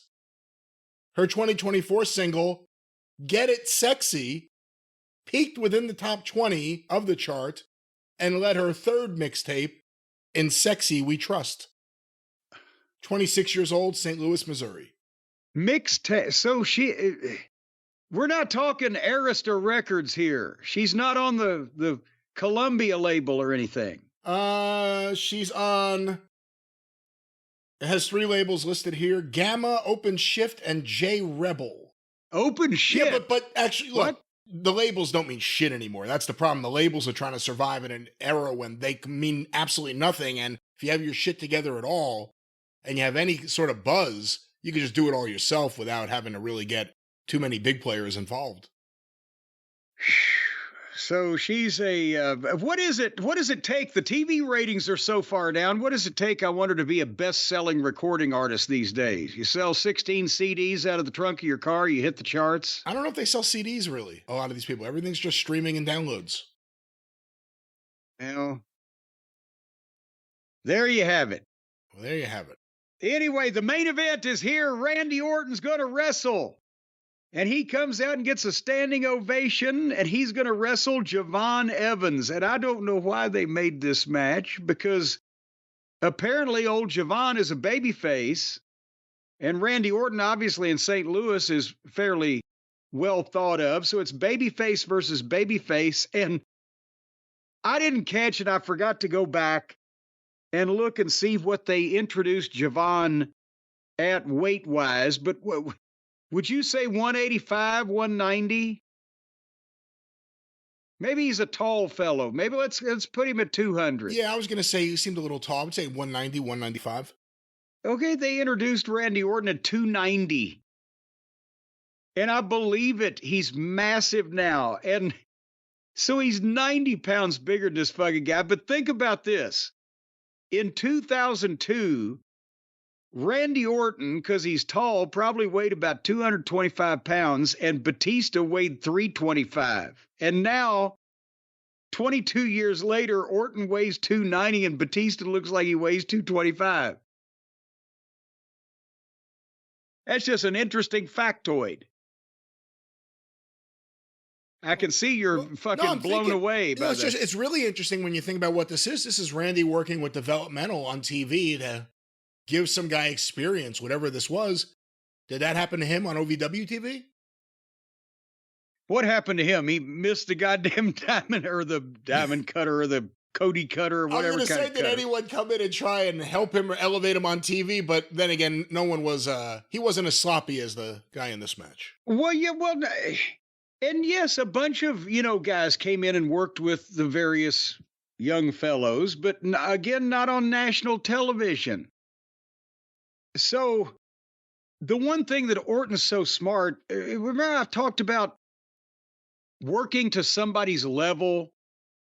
In other words, yes, you don't want to just beat the shit out of Javon Evans, the NXT guy, when you're the visiting star. You want to give him something, but at the same time, Randy Orton's one of the biggest stars in the business, and he's got to be in a position to draw money in main event pay-per-view matches. So he comes in and he works the match where a lot of times he's physically dominating the guy. He's a veteran. He's kind of toying with him. But then he takes him a little bit too lightly, and the guy comes with a surprise foot to the face, or the fucking boot, or the move, or the thing, or whatever that gets Orton off balance. Then the other guy gets the flurry.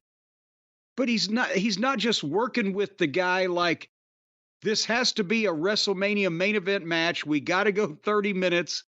It's got to take me everything I know and have learned in life to beat this fucking guy.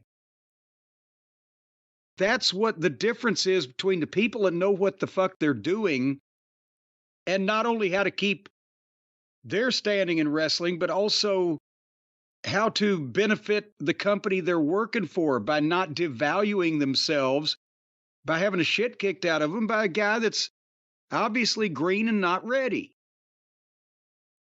And there's levels to this.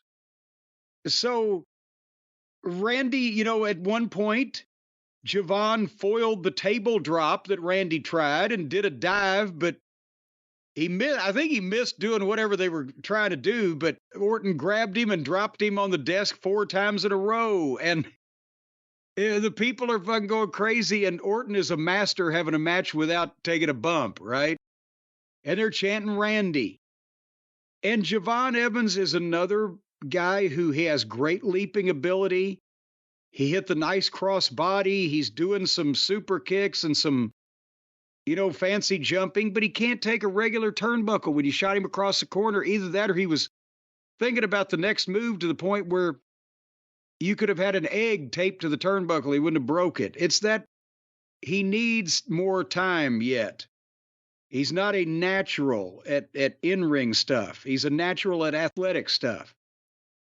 But anyway, so Orton milked the RKO, but Javon caught him with a super kick and did a springboard Cody cutter off the top rope that he flew 20 feet in the air and boom, and got a 2 count. And then went to flip off the top rope, and Orton was waiting for him. And in the mid-flip, Orton, with the finish was going to be, he was going to catch him in the RKO. And as Orton went up, Evans came short and kept spinning, and they just fell next to each other. And I felt bad for the guy, right? Because he's like probably nervous, shaking like a dog shitting peach seeds anyway, being in there with Orton. And then Orton picked him up and RKO'd him anyway to get the people to see it. 1, 2, 3. And then, in a departure from what Randy probably would have done 20 years ago, he picked the guy up, and you could see him saying, "That's okay," because the guy's like, I'm sorry. No, you're the fucking man, right? So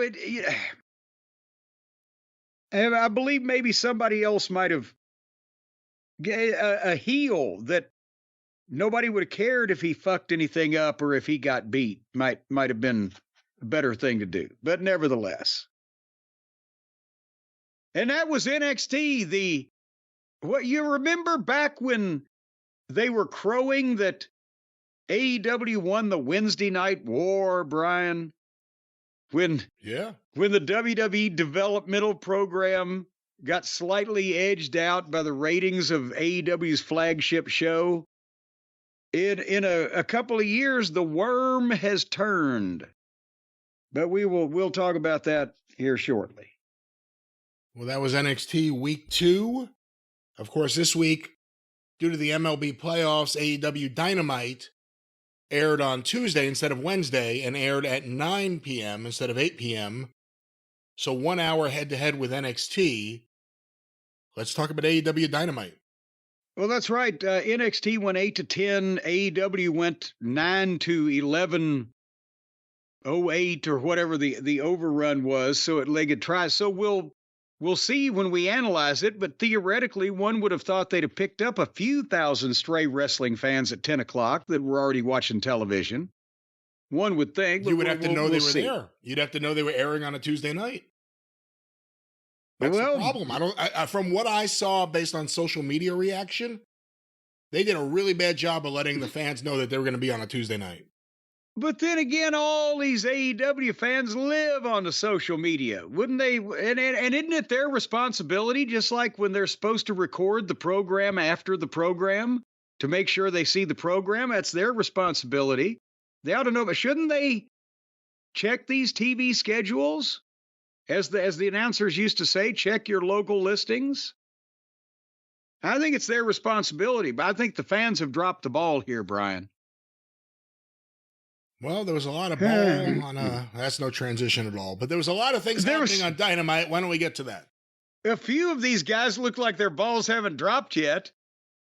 But anyway, so the show started as they've been doing Before they would just jump into a goddamn match, ring the bell, here we go, right? Now they're going to the garage with the ominous music so that the plumber can talk to us. Old Plumber Moxley can give his weekly audition for an indie film contract of some description. What the fuck is he saying? He was cutting a promo on Bryan Danielson, and apparently his point was it's got to be this way. What way and why? What is he saying, Brian? Do you understand any? It's great. It's great acting if you knew what movie you were watching. I mean, it's great acting in the sense that he clearly memorized a bunch of lines and learned a bunch of big words and really wanted to find a way to use them in this wrestling promo, but it goes nowhere. It doesn't really work for Moxley. Moxley shouldn't be using big words that go nowhere. It's this guy filleting himself and Tony allowing it. You have to wonder if he does want to go to Hollywood. This is all just bad acting. And again, why is Moxley the badass? What is he even talking about? He goes on for a minute and it's always the Riddler act. He never says anything. I have to do this. Why? Why? Explain anything. It's like, seriously, if you went to one of these fancy Dan modern day space age multiplex cinemas and they got 18 theaters and you just bought a ticket and just wandered into a theater, you don't know what the fucking movie is or that you're seeing and you're already in the middle of it. And this guy's saying this shit and you're like, And then Bryan Danielson was in another back with video that looked like it was shot on somebody's old VHS camcorder, and he cut a promo in return on Claudio and the plumber and the whole 9 yards. And we'll get to them later on. So then Darby Allin's entrance was the first thing live that the people saw.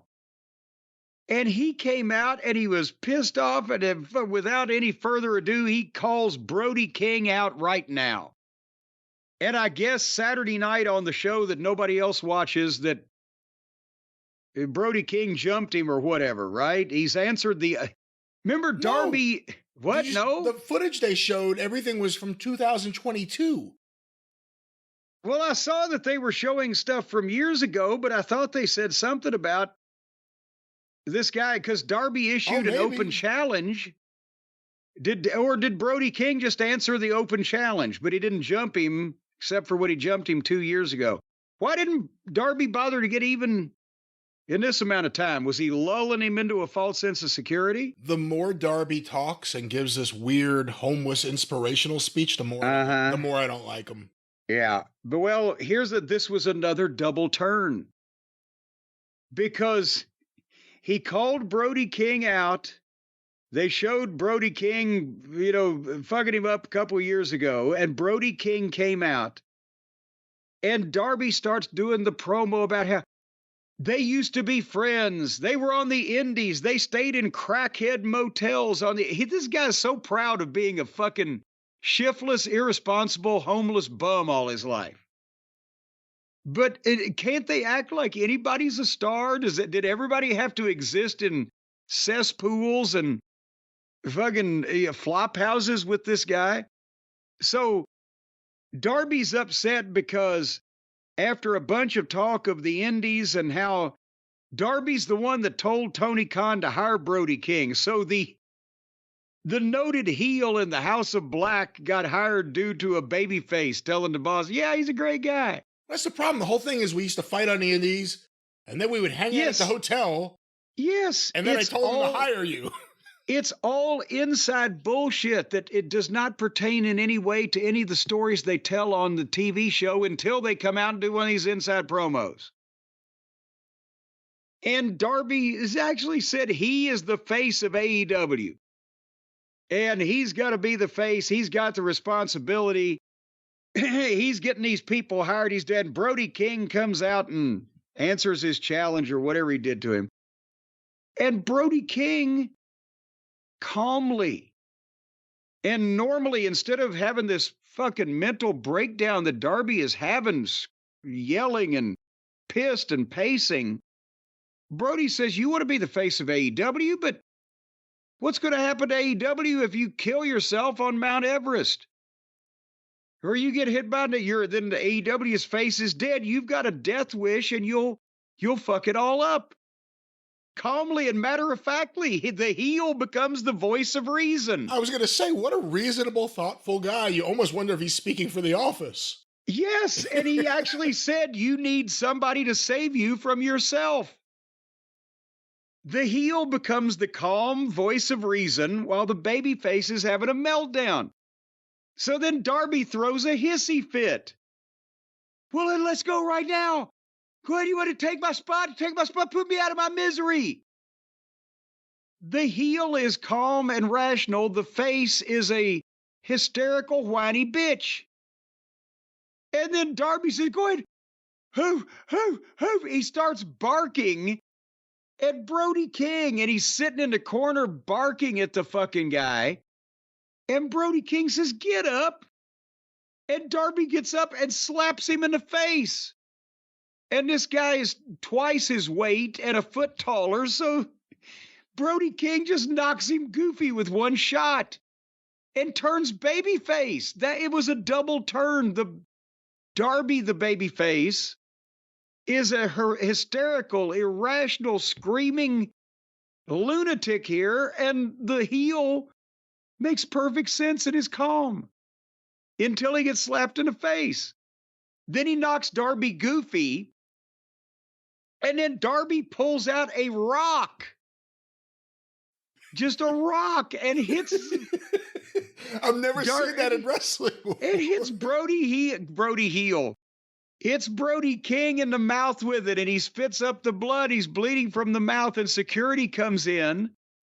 So the final act was the alleged babyface hitting the alleged heel in the face with a rock, despite the fact that the heel was barehanded and unarmed. So that was that. Tony D'Angelo, the double switch there, it was his hometown. So at least you had that. This was Darby's hometown, wasn't it? This is Washington. Well, so that's why he decided to show his ass? What? I don't... One of the wrestlers I wish they can curse. Who the fuck are you to lecture me about anything, Darby? Yeah, what success has this guy had in his life past a billionaire giving him a job, making a ton of money suddenly, that before he was sleeping in his car and an irresponsible fucking juvenile delinquent? Get Brody King credit. He made so much sense. Yeah, I don't want to see you do this to yourself, and you'll let the company down. Oh, you motherfucker! How selfish are you? You're the face of the company. You're going to go die on Mount Everest. Yeah. He just will have to come up there with an ice pick and chip your ass out. This could be his new thing after the House of Black, the thoughtful giant. But seriously, these guys obviously don't know how to portray themselves. They don't know how they come off to normal people on television. People, the small subgroup of the audience out there that is predisposed to like these people no matter what. Past that, none of them have a clear picture of how they look and how they should be presented, and there's nobody telling them any different. And speaking of how people should be presented, so let me get this straight. Renee Moxley Good was in the back with Lance Archer and Jake Roberts, who we have not seen. We've seen Lance Archer in the last year, I guess, right? A time or two. Have we seen Jake Roberts with him in 2 years? No, we saw Lance Archer pop up randomly. I think had a couple matches, no Jake. We heard Jake renewed his contract, and then we never saw Jake again. But it seems now he's a player. There they are, and Don Fallis walks in and does the promo for him, and they've concluded a talent exchange, and Lance Archer is now a member of Don's family.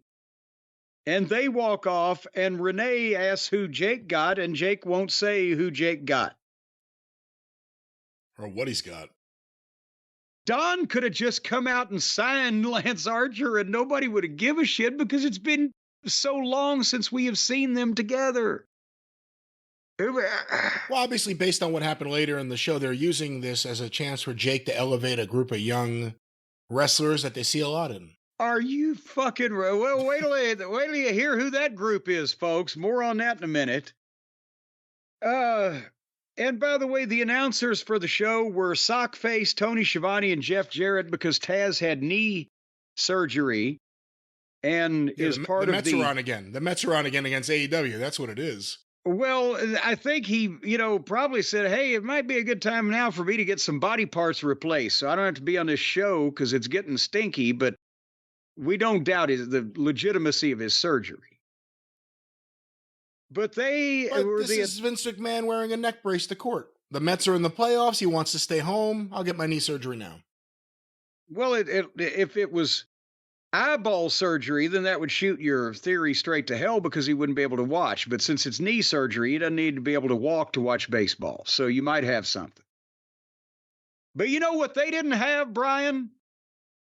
An audience.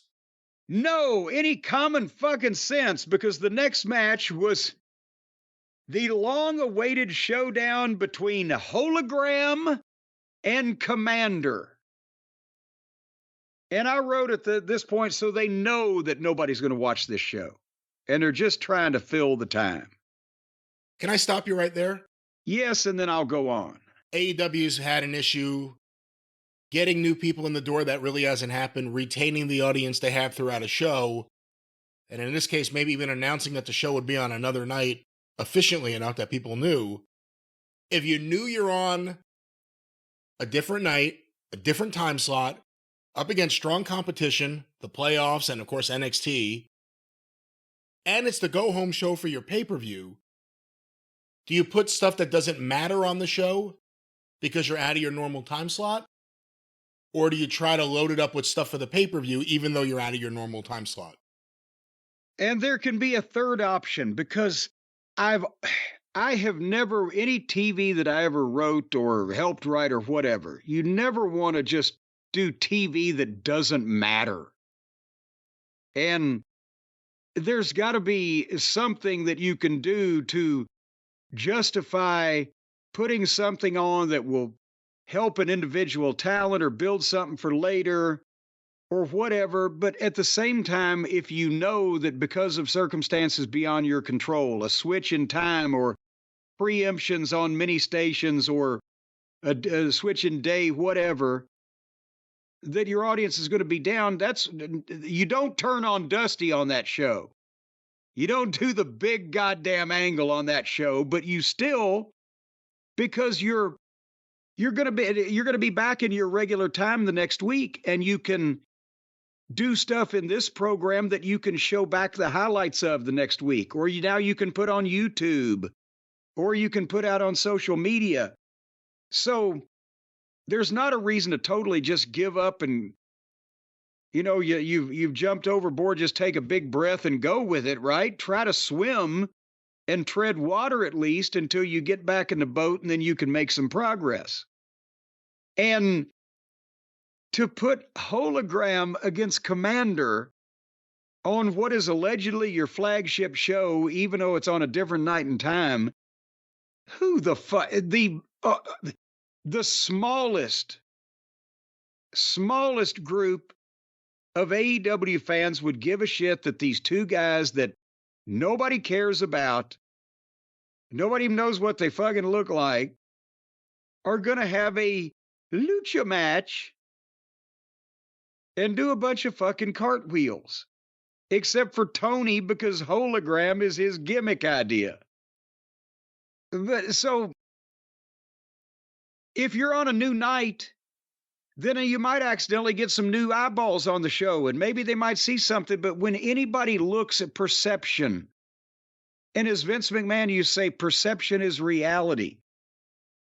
If you're looking at the difference in the two wrestling programs or wrestling companies, whether WWE and or AEW, and NXT had some crummy looking people on it too. But when you tune into this show with an empty building, the arena's so dark you can see lightning bugs flying around. And they're doing cover pitches with the announcer shooting the ceiling because they can't pan a crowd that ain't there. And they've got two guys in the ring that look like children in Halloween masks doing stuff they worked out on their trampoline. It just looks fucking low rent, low budget, low class, low secondary. Does that make any sense to you? It does, and even for the people that I think will just look at what you say and think you're being too harsh, I think even if you're a fan of these two guys and their style, you need to be able to recognize how low rent it looks. And also, I mean, just when I say it, both of their looks, but they're both tiny. They're tiny. God, what are they, 5'7" at the most? At the most. And they're skinny. They're really skinny. And they're just doing moves to each other for no reason. There is a fan base for this stuff, but they don't watch TV. And they didn't watch for this. Not to play spoiler. I don't know that anybody's going to be shocked by that spoiler, but basically after a long time where Tony was, I'm sure, watching with bated breath on the monitor in the back, Hologram won because he apparently also has the longest active winning streak in AEW. I think I saw that graphic. Because and it's his Dynamite debut. Basically, Tony's got a new pockets. It's a new little pet thing because he thinks the gimmick is great for his internet friends. But then... It's his gimmick. That's the other thing. Pockets wasn't something he invented. This is something he invented. Oh, he wishes he had invented pockets, though. It's that childish. But nevertheless, then here comes Jake Roberts out to the stage, to the entranceway, and he stood there and watched Rush and Rigor Mortis and another Mexican fellow jump both of these guys and clear the ring out. And the announcers sort of worked out verbally on their own that now Jake is their manager. That's the LaFuckers and Goobers group, right? Is that what they call themselves? Well, Roosh was. Were the other two in that? I'm not sure. I don't know. Were they ever managed by Don Callis? No, that's another thing. Said it was a talent exchange. Yeah. But so anyway, now Jake Roberts is the manager of 3 random luchadors because Jake is noted for being a master of that style. And the fans are just sitting there going, what the fuck is this going on? And Jake didn't even walk to the ring. He may not have had a long enough tube on his oxygen tank. But that's... okay. Anyway, is that enough on Hologram and Commander? I mean, that's enough on the match. I'm intrigued by the idea of Jake Roberts managing a team he's going to tower over. Roosh, the Beast Mortis, and Drolistico. Whose idea was this and why? Well, I think so Jake can teach him psychology as soon as he learns Spanish. Let's get Jake Roberts when he is the hardest to listen to that he's ever been, and have him do promos for the Latino wrestlers who can't do promos. But he didn't do a promo. He didn't even fucking speak. Don Callis did most of the promo earlier, so he's good. I think it's a coaching type of thing where as soon as Jake learns Spanish so he can communicate with these guys, and as long as he brings his oxygen so he's got enough voice to tell them the things that they're going to ignore, then he'll be able to teach them something. I'm so intrigued by the idea behind this. It'll be a talent swap. Oh, is Jake going to manage Takeshita? That's interesting. Okay. Or Fletcher? I don't really see it. No. He's managing 3 guys Don Callis has never managed before. It makes no sense. What about Hobbs? I guess what did they do to him? Did they goddamn remove his fucking kidneys or something? What kind of injury could he have had? Did you hear the rumor with Ray Phoenix? Because we heard that Ray Phoenix and Penta were going to sign with WWE, the Lucha Brothers.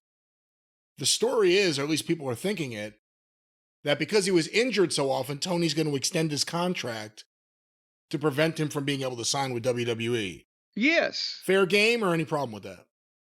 Well, no, at the money that he's paying a lot of these guys and they're off for months at a time, and he's still paying them. Goddamn, if you sign for 3 years, work for me for 3 fucking years. Don't work for me for a year and a half over a 3-year period. I think that's perfectly fair.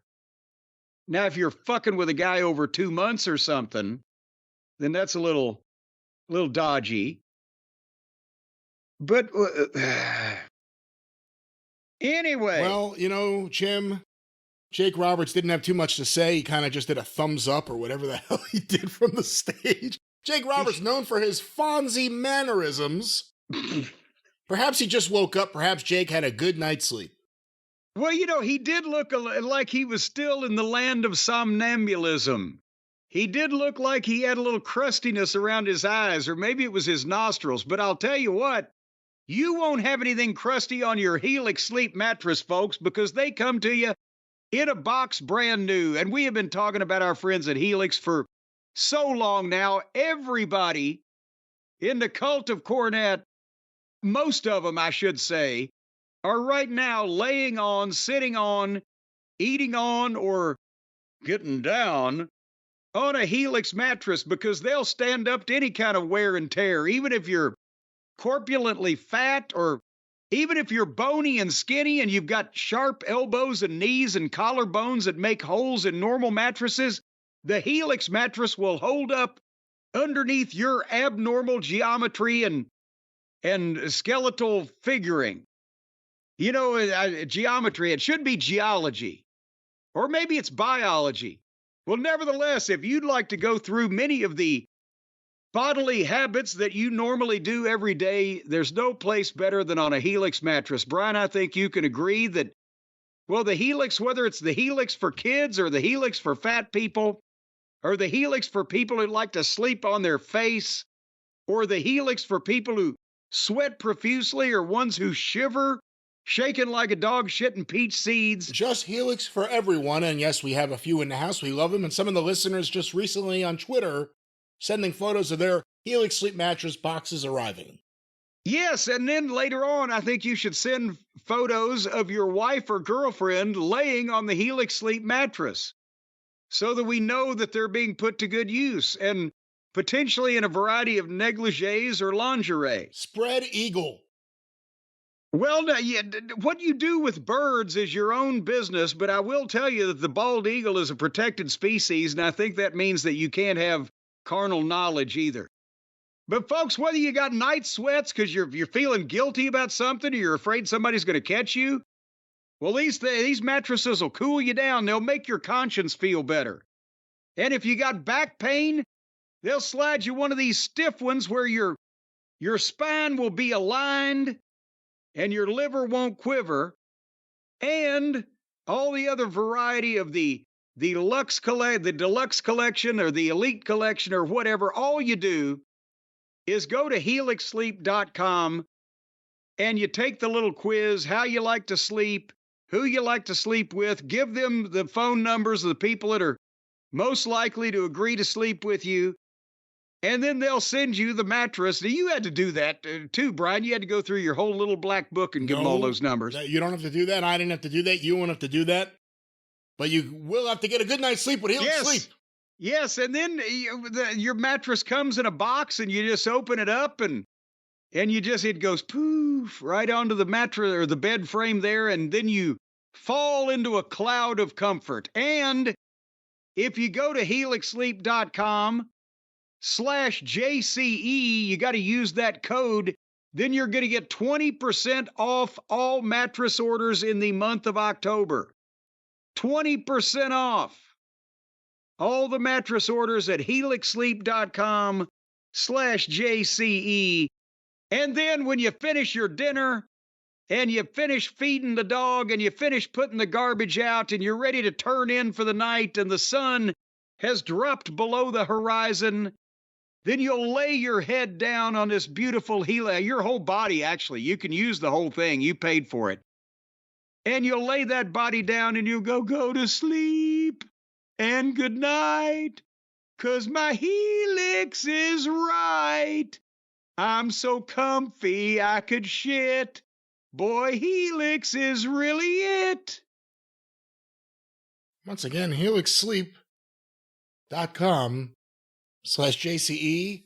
Yes. Great mattresses. You don't need the shit. You just need to sit or lay. And let's lay our way onto the rest of Dynamite. Helix Sleep, though, a wonderful mattress. Yes, yes. Well, you know who needs a mattress to hang out in his house and just sleep and just enjoy all the money that he's making now for no apparent reason? Our friend old Danny Garcia. Daniel Garcia came out, great Brian, last on Dynamite and answered the question of the ages, averted a crisis, disaster is not going to take place. Daniel Garcia is staying with AEW, baby. Aren't you relieved? You know, watching this, I'd be relieved I didn't see him on TV for a while. This was cringy to me. He can't talk. He doesn't have the voice. He can't pull it off, and everything's just rah-rah bullshit. I'm staying with AEW. Why don't you disclose how much Tony's paying you? If you want to make it sound like you're doing some charity work. Yes, I'll have you know I'm not going to forget the children in the streets of Calcutta. I'm right here with you in this fight. I'll be making $7 million or whatever. You know, he came out there in mom jeans dressed like, George Michael in the Faith video or something. Well, that's what... it ain't working. It ain't working. This ain't going to work. A white T-shirt, a black leather vest, and blue jeans. He looked like anybody showing up for work to pump somebody's septic tank. It was kind of like the Ed Norton look, wasn't it? All he needs is the floppy hat. I hadn't thought of that. A lot of people compared him to some like bootleg Steve Austin or Stone Cold. But Ed Norton works. Yeah, the vest. Yeah. Hey, you're Elfie boy. Hey, Tony. He looks like he just climbed up out of a manhole. So again, the big entrance where he walks down and then he jumps off the ramp so that he can shake some hands on the way out. And what will he say? That whole thing. What will he say? We have no idea what this guy we're giving a live mic to who hasn't been on the show in a couple months will say right now. I hate that shit. I hate it. That's the thing is, what was he supposed to be going to say? Because we didn't know why he's been gone. That's the whole thing. As Buddy Landell would say, this nothing happening guy walks out just dressed like any fucking body and starts trying to talk, and his opening line was, "How you guys doing tonight?" He thanks Tony Khan for giving him time on television. When's the last time a major star thanked the promoter for giving them time on television? It's your pleasure that I'm on your fucking show. But his whole promo was, I sat at home thinking about what's best for me. I didn't want to be a guy that disappears with no explanation. I'm going to look you in the eye and tell you what I'm going to do. And you know what? I'm Daniel Garcia. I can do what I want to do because I'm one of the best wrestlers in the world. He said that with a straight face. So he's both a humble and braggadocious babyface. He's not in the top 50. No disrespect, but don't call yourself the best wrestler in the world if you're not even remotely in the conversation. It's not disrespect to acknowledge reality. And is he a better professional wrestler than you or me are as we sit here right now? Probably. But not as the field goes overall. And the point is, it was another inside promo that talked in circles because, Brian, right as he builds up and says, so I've decided I'm going to stay where the best wrestle in AEW. And people go, well, yay. But they didn't know he was gone. They have never said a word on this television program about Daniel Garcia's contract being up or contract being renewed or him staying or going or made any reference. And apparently, MJF narrowly escaped having to do a job on the pay-per-view for this tin can. When now we see in retrospect the reason why that Daniel Garcia didn't beat MJF was because his contract was coming up and they didn't know if he was staying. So MJF gets a win, and then this fucking idiot double tombstone pile drives him off the top rope or whatever, and MJF is gone. We haven't seen him yet, but we haven't seen Garcia since then because his contract was coming up and he hadn't signed again. So he couldn't come out and crow about beating MJF, the most important guy in the company, on television. So what the fuck? If you follow our programs and or the social media, you would know that they've been talking about whether he's going to go to the WWE or stay there. Yeah. And I believe I said the WWE, if they made an offer for him, it'd be just to bid Tony up, because what are they going to do with this fucking guy? But the point is, they've never set this up. He's talking to people assuming that they know when it's never been on the television show. And they do that all the time. And then he goes on a tirade that he's a new Daniel Garcia that AEW can build a future on. And I'll carry the company on by. And he's raving delusionally about beating everybody and being the champion and getting over. And I'm afraid that this is a young man that is setting himself up for potential disappointment in the future, is my comment on that. The fuck? You may comment if you like. They have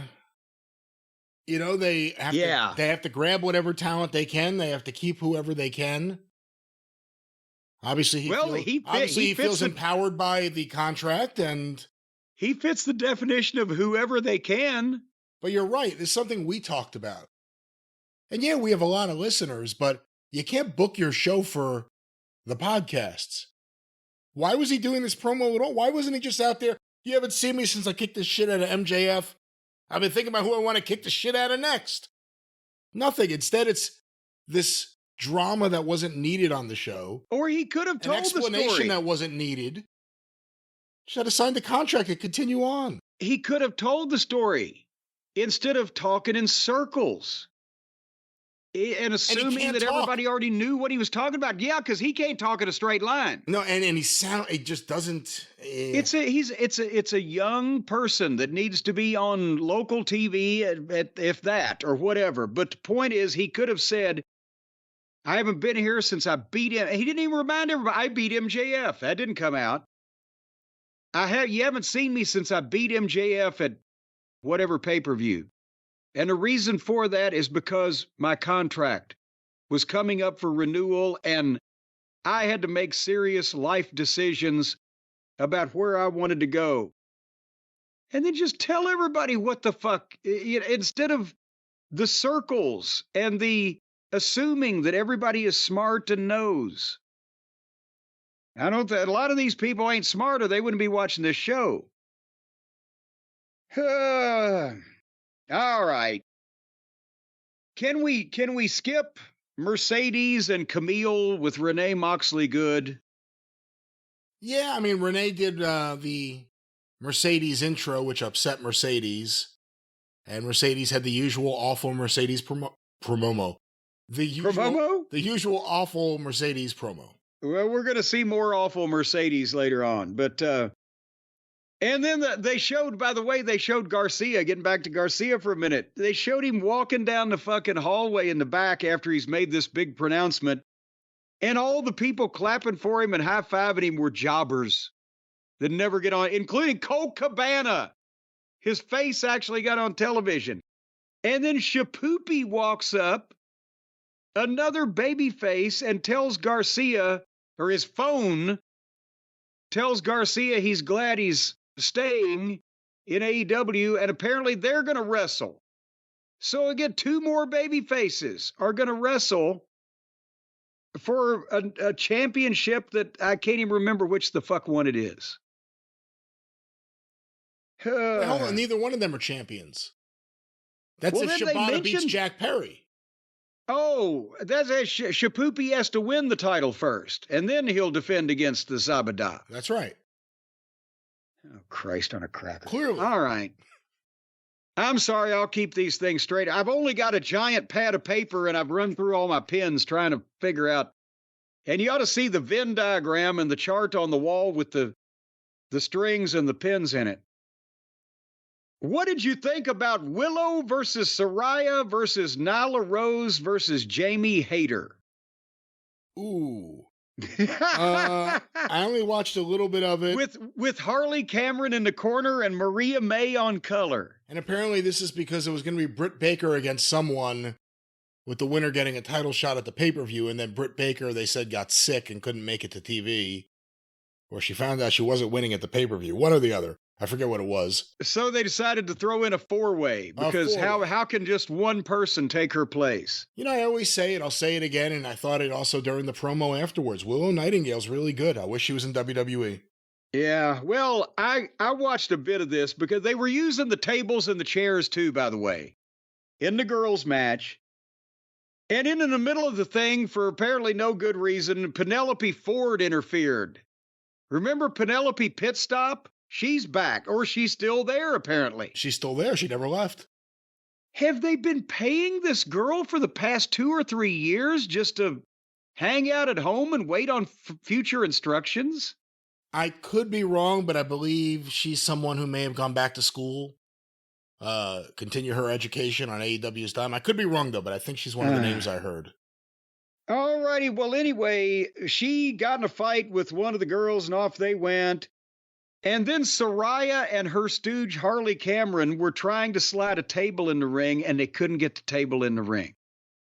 Well, that was Harley Cameron's fault. That was all her fault. Well, because the leg dropped out, and she's trying to push the table into the ring underneath the bottom rope with the legs folded out where it's bumping up against the apron.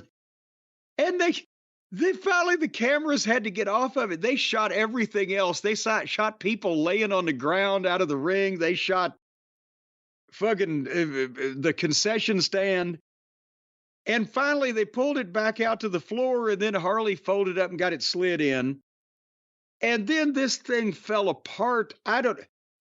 Willow came first, and Harley, by the way, wasn't really in the match, but she's in the ring. Because it's anything goes. No DQ, lazy booking. So Willow goes to double clothesline Saraya and Harley, but Saraya just ignored the clothesline. It didn't go down, didn't do anything, and stood there while Willow ran and grabbed Harley and ran Harley towards Saraya, and then Saraya took a couple steps to run into Harley on purpose. And then Willow powerbombed Harley, but then Saraya was trying to schoolgirl, not schoolboy, but schoolgirl, Willow, but she couldn't figure out how to do it. She almost did it from the wrong side, and Willow had to spin around and fall over her, 2 count. And then Willow Death Valley drivered Saraya through a table and put Saraya on top of Harley and pinned both of them, even though Harley wasn't a participant in the match. And then Willow went up to the stage, but Maria May met her, and they had a face-off of some description, and then Maria swung, but Willow blocked it, so Maria just headbutted Willow and knocked her out and whipped her with the title belt. What a fucking mess! When did Willow get potatoed? Was it in a match or with the belt? Who could tell? I mean, it may have been a double clothesline that she gave when they didn't know whether they were supposed to take it or not take it. Who knows what the fuck was going on? Anyway, that was that. Did you love the debut of Cody Chun? He got a little more in than I thought he would have. I was surprised by that. CHHUN. Boy, back in the old days when they took out newspaper ads, he'd be begging to be fucking misspelled, wouldn't he? Cody Chun versus Light Switch Jay White with Juice Robinson in his corner. And yeah, old Cody got a little bit in, and then Jay White won, and then he got the microphone. And what did this last, Brian? About 12, 15 minutes? Or did it just seem like it? Every time he talks, he starts marching around and, I will do, he just keeps talking about himself. He's Robin Leach on nitrous. It's not good. Juice was great at ringside. Everything he did. Whenever there was a slow moment early on, Juice would all of a sudden be up on the apron. I thought he was really good here. The only time we get to see Juice do anything is when Jay White is gone, so I wish Jay White would leave again. Why are they convinced that Juice is the sidekick and Jay is the top guy? Because Jay was the bigger star in New Japan. Who gives a shit? Tony Khan. See, got you there. Well, that's true. So, again, Juice... Antonio Kanoki, that's who. At least somebody would want to watch or listen to Juice Robinson because of his natural quirky charisma as opposed to Jay White. Against Adam Page. So now Jay White's the babyface. Right? Well, I guess. So, then apparently Hook now he was in the back and he was demanding that whoever jumped my father, reveal yourself to me so I can smite you. And he's doing that promo. And then old Pip Sabian comes into the shot like he's running or backing up from somebody and bumps into Hook. And Hook snatches him and says, "Is it you?" Or whatever. And Pip's like, I know nothing. And he runs off. And then you see that he's been running away from Christian Cage and Mama Wayne and Nick Plain. And they establish that Hook won't snitch. Because Christian says, "Did you see Pip Sabian?" And he said, "Nope." Yeah. But why, if Pip Sabian is running from Christian Cage, then if he's on the wrong side of Christian Cage, that would make him a babyface. But babyfaces don't run like scared little pussies. So what is this guy? They're just having Pip run from Christian in a variety of ways. And this has been going on for a while, too. A while. And it goes nowhere. They just keep running. So Cage at this point says that they're looking for Pip Sabian. Have you seen him? No, I haven't seen him because he's not a snitch. But then Cage says, well, we've lost Dino Douche to a serious medical situation, so I can sympathize with you for losing your father. And they walked off. And the only newsworthy thing in this is apparently the lizard is really sick. Yeah, I'm not exactly sure what happened, but we heard that Luchasaurus or Kill Switch had, I think, pneumonia. And it's caused a series of issues where he's on oxygen. I read something, I want to say Brian Alvarez wrote it, and I may be getting it wrong, or maybe he said it and I read the quote, but it was, he had to stop wrestling because he has to get over this, and he won't be wrestling anytime soon. He just returned to the gym, and he won't be returning to the gym anytime soon. So when you hear that, you think it sounds really bad. And, get well soon. Jeez, that sounds awful. This company is remarkable for serious and or possibly communicable illnesses also, as well as the injury situation. Yeah, sounds like a scary situation. But so far, nobody understands what's going on this show. You can't. Unless you not only watch this show, but every other show they do and every goddamn tweet they put out and everything they say on YouTube. And if you're on Tony's message board, then you would still have a hard time keeping track of what's going on. That's the problem. Tony books for what he likes, and he also books for message board approval. not realizing that it's such a small minority of the wrestling audience that it doesn't matter. When it comes to things to help a company or grow a company, Ring of Honor had plenty of message board approval, and they didn't draw anyone. Exactly. And the people on the message board were pretty much the ones keeping them from drawing anybody. They didn't want anybody to join their private club. And then the funny thing was, half the people on the message board were the wrestlers. But anyway. Yeah, under assumed names. That's right. But anyway, so you talked about Willow Nightingale. We like Willow, but nobody is producing poor Willow. Because if this was a live shot, I would never let these people on live again. If this was pre-taped, my God, that they didn't redo it. But there's Renee Moxley-Good in the back with Maria May, who doesn't have time to open her mouth before Willow comes in from off screen and gives her the big shoulder tackle and knocks her ass over tea kettle out of the frame, and then turns and looks at the camera and says, Maria is down on the floor to your left. But she cut the promo to the camera about Maria while Maria was at her feet on the floor, neither moving nor talking. It was like the shoulder tackle was a fatal blow.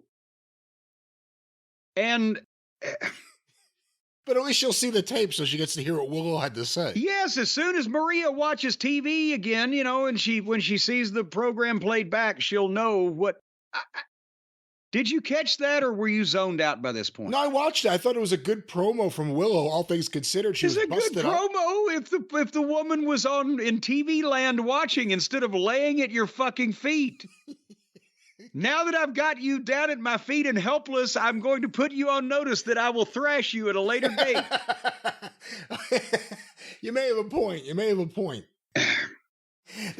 the thing with AEW. Even when they get like a part of it right, everything around it is completely wrong. Well, speaking of, if this next shit was right, then I want to be wrong more often. For one of the women's titles that they have here, Mercedes Moon with Camille against Emi Sakura. Emi Sakura, it's good to see that Margaret Cho found work. Oh, stop it. What the fuck? Mercedes looks like Mildred Burke all of a sudden next to Emi Sakura. She's not dressed like Freddie Mercury anymore, but it seemed like she had like piano keys on her skirt. So she's still involved with music. Good to see. You know what Emi Sakura would have if she had nuts on her chest? Chestnuts. You know what Emi Sakura would have if she had nuts on the wall? Walnuts. You know what Emi Sakura would have if she had nuts on her chin? Tom Tatum. That's exactly right. Why do these idiots think that this Japanese outlaw girl bullshit should be on national television? They all look like they're doing a Saturday Night Live sketch. The funny faces they make and the poses and the sloppy work and the ridiculous outfits. And usually there's a size issue that they're 5'0" and weigh 62 pounds. That's not the case here with the Japanese, Rosie O'Donnell. Hey, are international wrestlers who are not living in the States, who come to the States, work for AEW and go back home, are they part of the putative class for the potential class action lawsuit where we're figuring out the other day the salaries and who's included, who's not? Like at Emi Sakura, if she lives in Japan and comes to AEW and works a few times a year and goes home, is she part of the 290? No, because she would be an independent contractor that unless there was some exclusivity here in this country on her contract or agreement that violated or crossed some line. But yeah, so they're paying these people. They're not even figured into those tens of millions of dollars they paid the other people.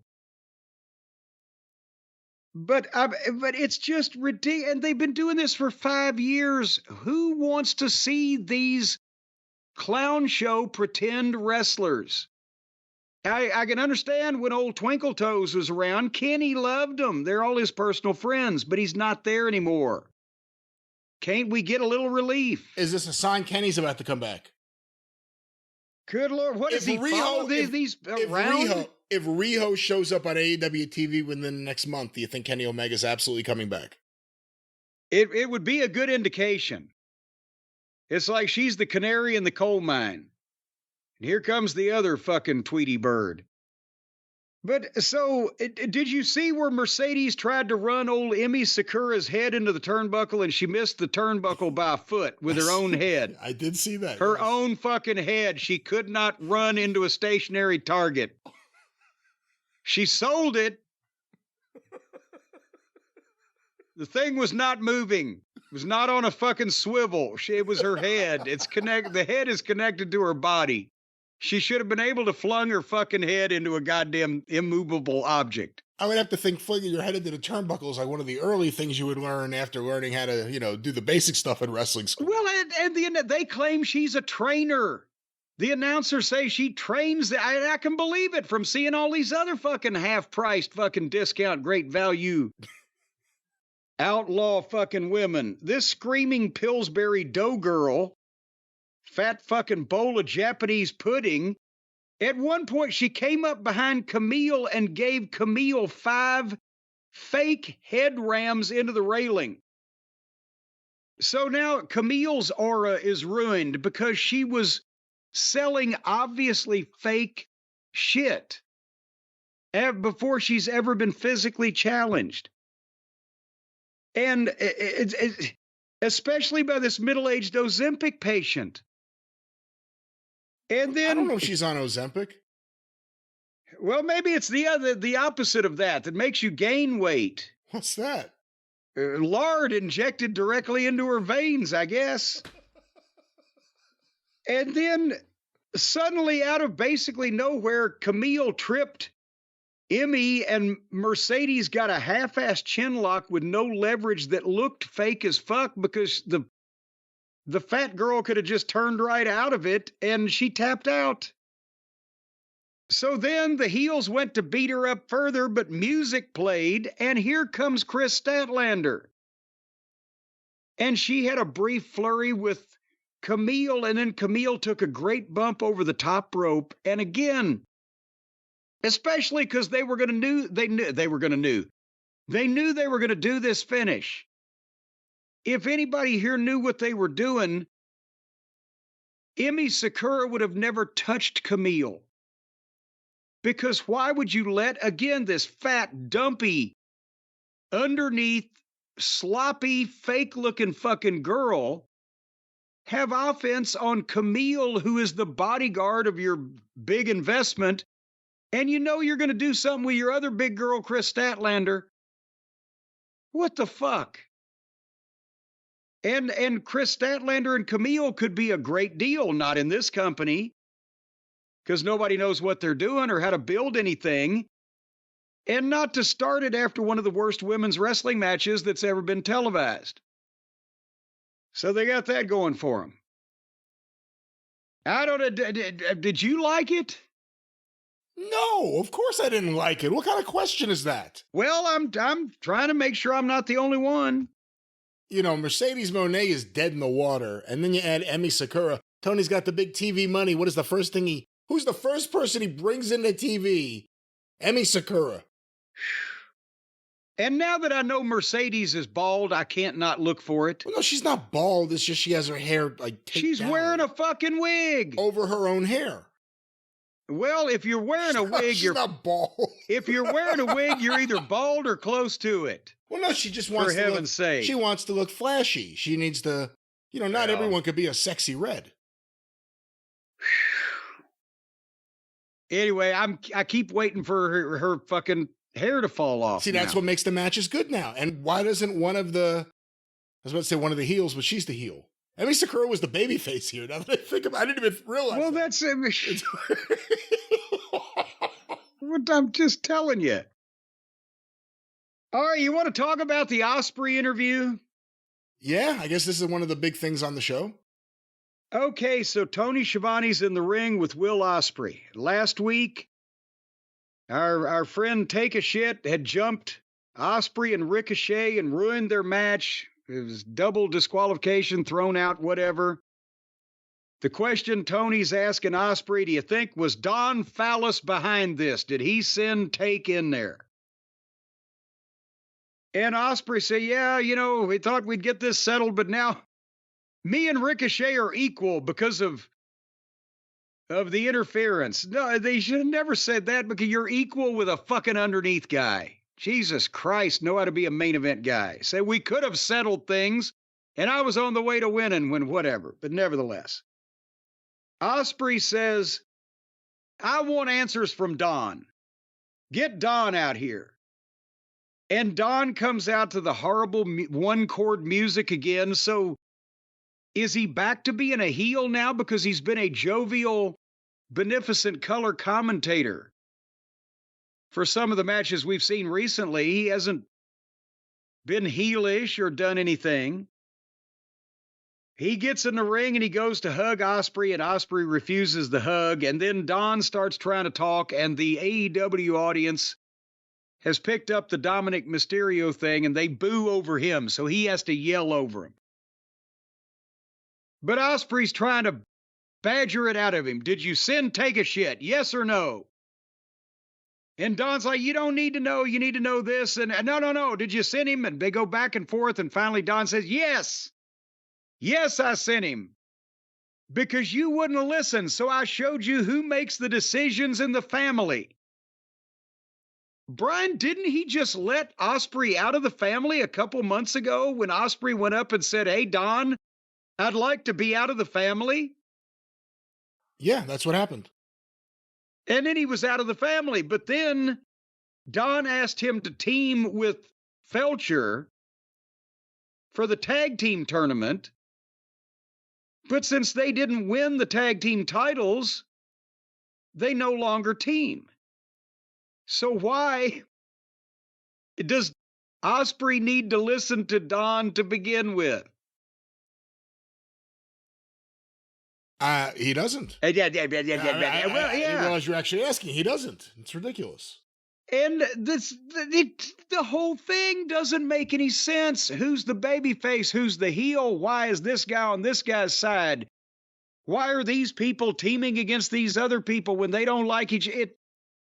It has been incoherent. And so then Don said he was mad that Osprey wouldn't use the screwdriver. And Osprey was pissed at Don, and they continued breaking up. And then finally, Don slapped Osprey, and Osprey gave Don a flying Beal across the ring. And then there's Take a Shit. And he jumps Osprey. But Osprey starts fighting back, and then here comes Felcher. But Felcher is friends with Osprey, so Osprey won't hit him. But as he turns, Take suplexes Osprey, and then Don tells Kyle to stab Osprey with a screwdriver. Boy, I wonder if he took that flying Beal across the ring with a screwdriver in his pocket. Can you imagine if he'd have stood up and had impaled his fucking heart?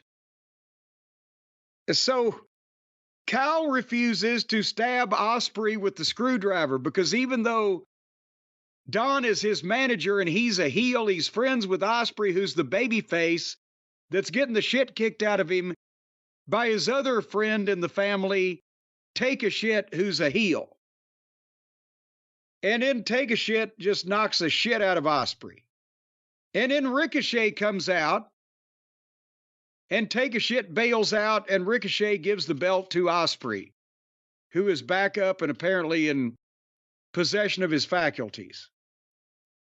What the fuck is going on here?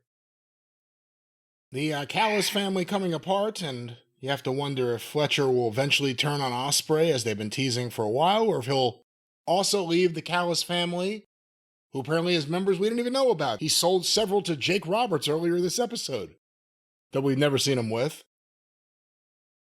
Well, he had those people just hanging out in the warehouse. He put them on clearance. I don't know why anyone who watches AEW would take Don Callis seriously. He's a heel, he's a face, he's on commentary, he's just telling jokes with the other commentators. But he is a screwdriver. You know, all of this would have been a lot more tolerable if it was like anything else. You know, if it was a brick, if it was a rock like Darby used, that would be more tolerable than a something that could kill the person right away. It's bad. The Don Callis stuff has always been poorly thought out. Well, let's go to our main event.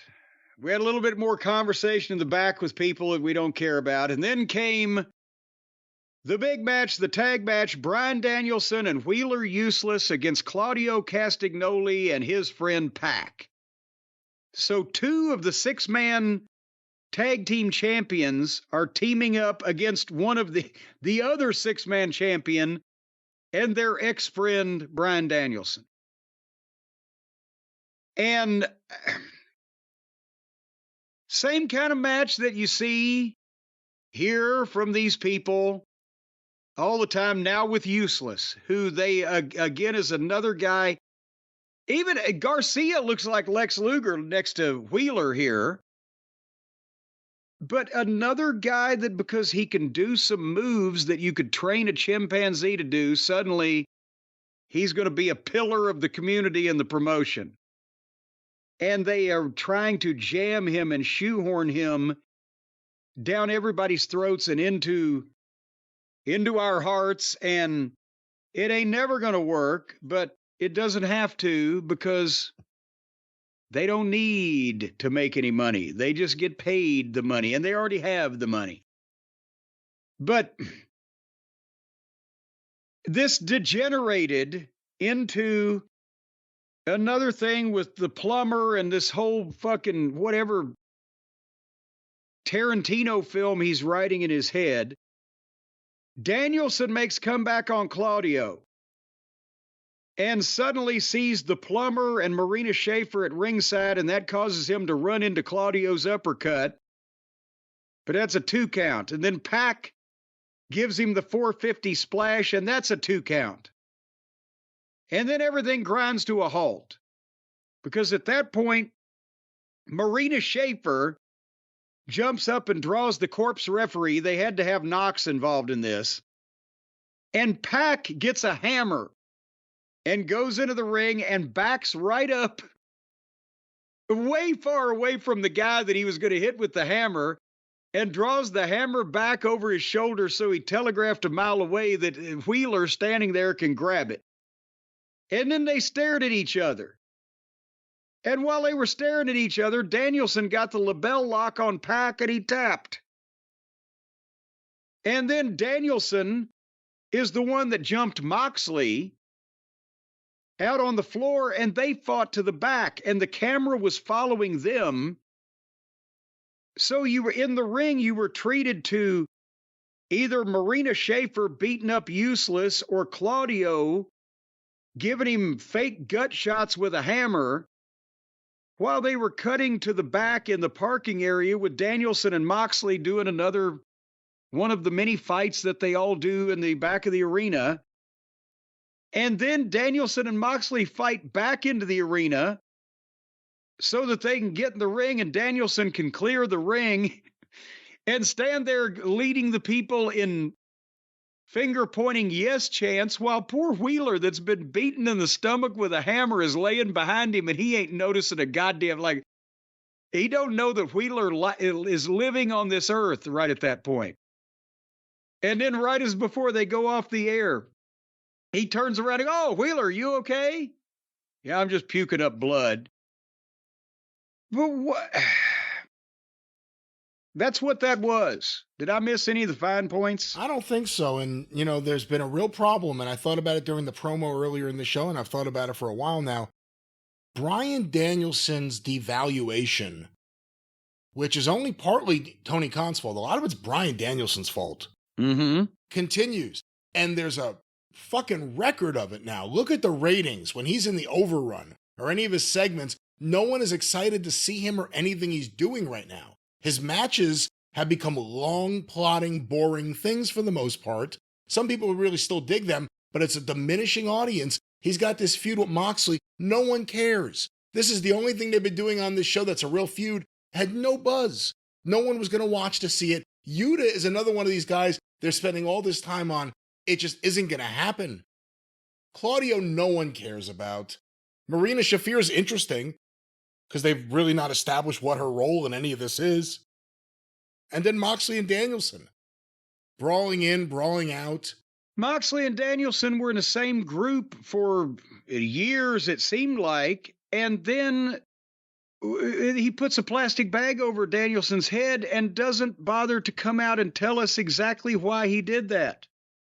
He confuses us with all his blah, blah, blah. So there's no focus on why did this happen? What could Danielson have done to allegedly deserve this? Why did Moxley make this decision? Whose side was everybody on? We know that Wheeler was left in the dark. It's indie movie, acting auditions for Moxley, who delivers these incoherent statements very convincingly. If you had a clue what he was talking about, it might be good. Instead, he just speaks in riddles. And nothing ever goes anywhere. At least he sold a little bit for Danielson. I don't know if he sold too much for other people, but the Gardeners are here, and that's a perfect way to end this. That's AEW Dynamite, the go-home show for the pay-per-view. Where everybody went home.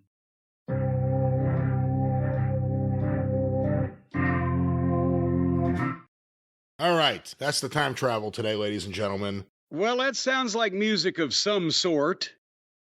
Sounded like an old man with a 10 leg. I guess it depends how you sort it, and if that's the category you put it in, it doesn't sound really appealing. But Jim, speaking of appealing, let's find out how appealing this week's ratings are. Now, it's a big ratings story, because again, it's week 2 of NXT versus AEW in terms of the overall picture, but AEW is actually head-to-head with the second hour of NXT.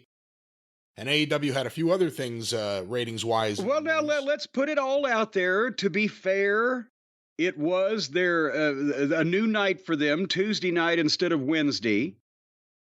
So that hurts. And we had hurricanes going on as well as, other things. So that could hurt everybody. But then again, they did this last year and they had a Titty Tuesday on Dynamite, or Title Tuesday, or whatever it was, and they still did a pretty sizable audience. So there's things working positively and negatively, and we're going to see how this shook out. But apparently, it was a real shaky shakeout this week for our friends over in Jacksonville. Well, why don't we start with your friends in Connecticut? They're not my friends. But WWE NXT. Hey, who's? I like Adam Pearce. After that, things go downhill. Well, this is WWE NXT on CW Week 2, October 8th, 2024.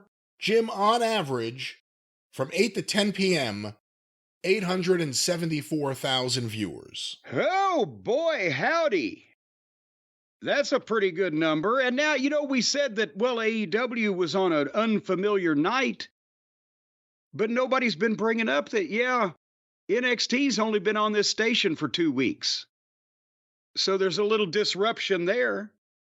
One night was the vice presidential debate. Obviously, that was it. There's been a lot of competition, so you didn't know what to think. Week 1 is usually a big number. Week 1, for the record, was 895,000 viewers, according to WrestleNomics, down 2% this week. So they only lost 21,000 people, which is kind of at those numbers in the margin of error. Quarter 1, 8 to 8:15 p.m., a recap of previous events, Trick Williams and Jey Uso's live angle, if we are going to call it that. These were compiled by WrestleNomics. And an ad break, 941,000 viewers. Ooh. And I would have said this is network television, if you can call CW a network, and that means that their lead-in is basically local programming, 7:30 to 8. It's primetime adjacency, so... You know what the lead-in was here? What? Big Bang Theory. I swear to God, Well, I now laughed wait, so was hard. that everywhere? Is that because they don't have? No, that's a local thing. It's New York. Well, see, that's what I'm saying. It might not be the Big Bang Theory everywhere. It might be anything the local station is programming at 7:30 or 6:30 Central or whatever everywhere. Well, we go to quarter two, 8:15 to 8:30 p.m. The Bianca Belair, Jade Cargill, and Kaylani Jordan versus Fatal Influence match with no pictures in picture, just through ad break, 940,000 viewers. Okay, so again, they're departing heavily from the pattern of AEW Big Bang Theory or no, where they only lost 1,000 people in the first 15 minutes or first 30. And they gained in the key demo. They started at 318. They went to 337. We go to quarter three, 8:30 to 8:45. The Axiom, Nathan Frazier, Randy Orton backstage angle. They were conversing in a mild manner. Julia's backstage promo. An ad break. The Roxanne Perez, Cora Jade, Julia, Stephanie Vacour live angle. The No Quarter Catch Crew, Lexus King backstage angle. Oh, that's what those people's names were. No Quarter Catch Crew. All right.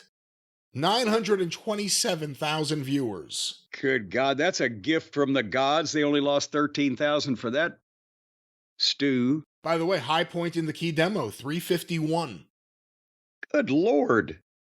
Quarter four, 8:45 to 9 p.m. Again with an ad break.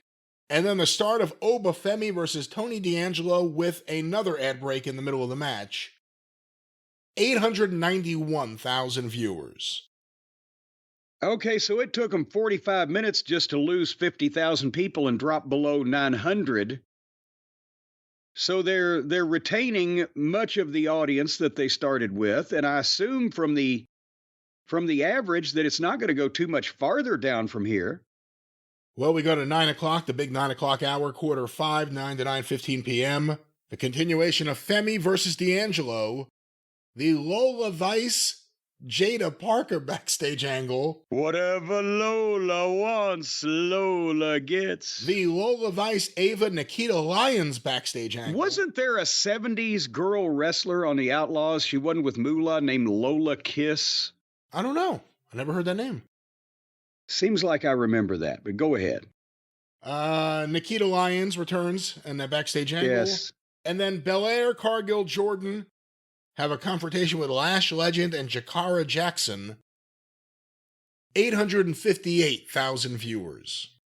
Okay, a lot of girls on the program. They're suffering like AEW does. Too many girls. Quarter six, 9:15 to 9:30 p.m. Axiom and Nathan Frazier versus A-Town Down Under through an ad break and then another ad break. Good Lord. 811,000 viewers. Boy, when you read it out just flat like that, I know we took the piss out of it going over it, but it sounds even worse when you just read the bare statistics. So now they've lost 130,000 people and 47,000 just in that 15 minutes. Now, at quarter five and at the top of the hour, not NXT, but AEW was on. So did they lose 70 or 80,000 people tuning over to the opposite direction? Well, we will find out when we go through the quarters on it. Or did they just leave and do something else with their life? Well, we go to the quarter. We go to quarter seven, 9:30 to 9:45 p.m. A Chase U video that chased me off. The Ridge Holland Chase U backstage angle. Yeah, I was zoning out on all this shit. A recap. And the sexy red Ethan Page, Javon Evans live angle. Good Lord. Followed by an ad break. 784,000 viewers. Okay, and I'm not surprised. So now they're getting into AEW territory. 157,000 people down from the start of the show. And finally, quarter eight, 9:45 to 10 p.m., Network TV. There ain't going to be any more overtimes. overruns. Randy Orton versus Javon Evans. There's an ad break.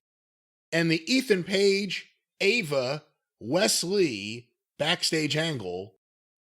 838,000 viewers. The power of Randy Orton. He 38, 48, 54,000 people came back. So they started at 941. They ended at 838, and they only had one quarter below 800, which was very late in the show. So there wasn't the attrition that the AEW programs get most of the time, but still they lost, 103,000, or about, what is that, doing math in my head, 12, 13% of the audience they started with. So it's not 25 or 30, but they lost some. They picked up some at the end. Obviously, they had Randy Orton, but when you're on network TV or on, broadcast, how much of the gain at the end of the show is because of what's on, or is because people are waiting for the 10 o'clock news? On the CW stations? On the CW stations. I wouldn't imagine there's a clamoring for the local news on the CW affiliates. That's just my experience as a television person. They got Kaidi Tong on the weekends, but that was the NXT ratings. In all honesty, I don't think that our CW station, and I'd have to check the cable guide, I don't think they have news because it is a subsidiary of one of the other major stations in town that has news. So the only way they would have news is if they're putting the other station's news on their feed. Well, Jim, let's talk about the AEW week of ratings. Of course, last week, as Dynamite was getting ready to air, they announced the deal, the media rights deal, the extension for 3 years and a 4th-year option, I believe, for $555 million or so. Thereabouts. Who's counting? I bet they wish they had one Bill Phil right now. But about $550 million or so. And then, what were the viewers going to watch the rest of the week? Or did they watch, I guess is the question. AEW Rampage on TNT, Friday, October 4th, 2024, 10 to 11 p.m. I believe that's the normal time slot. Yes. On average, 216,000 viewers. Oh, Jesus Christ. It is the lowest overall number and the lowest in the key demo since August 2nd. But just so you know the lineup here, Shibata and Private Party versus the Elite from 10 to 10:15 p.m. to 242,000 viewers. 10:15 to 10:30. Continuation of that. Statlander and Camille do an angle, an ad break. Harley Cameron does a promo. Zoe Lynn versus Camille. Post-match with Mercedes Moné. Wait a minute. They brought Camille in to be the bodyguard of their high-priced acquisition Mercedes. And not only is Camille getting beat up by some pudgy Japanese dough girl on Dynamite, but she's already wrestling and on the least important television program of the company? What the fuck is the matter with these people? Well, again, the post-match with Mercedes Moné, an Anna Jay promo, a Deonna Purrazzo and Taya Valkyrie promo, 210,000 viewers, below 100,000 now in the key demo with 95. Quarter 3, Queen Aminata versus Harley Cameron. Oh, jeez. Picture-in-picture and full-screen ads. The post-match with Serena Deeb and Britt Baker, and then the Acclaimed and Billy Gunn did a promo in the back, followed by another ad break, 194,000 viewers, 83,000 in the key demo. And finally, 10:45 to 11 p.m., Big Bill and Brian Keith versus Kyle O'Reilly and Orange Cassidy. Picture-in-picture, post-match with Chris Jericho and Rocky Romero, 219,000 viewers, 88,000 in the key demo. Thoughts on that? Friday Night Rampage. You were the booker when there was a Friday night show on Turner Television, and you had other established shows. Well, now wait a minute. Don't say I was the booker. It's all your fault. I was working on the creative team. And That's yes, right, and the that's right, Friday night, that's right. and I was the co-host along with Jim Ross of the Friday Night Power Hour. And the commercials that we aired did 5 times these amount of viewers. So it's not just Friday night. Well, that was AEW Rampage. AEW Collision, Saturday, October 5th, 2024, 8 to 10 o'clock, or 10 p.m., as we should say here. Yeah, regular time. Regular time.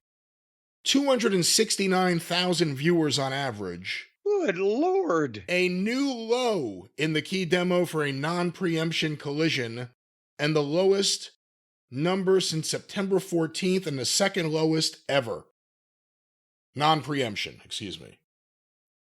Now, they went head-to-head with Bad Blood on Peacock, as well as college football and baseball, and DoorDash, and everything else. At All Night Gas Station.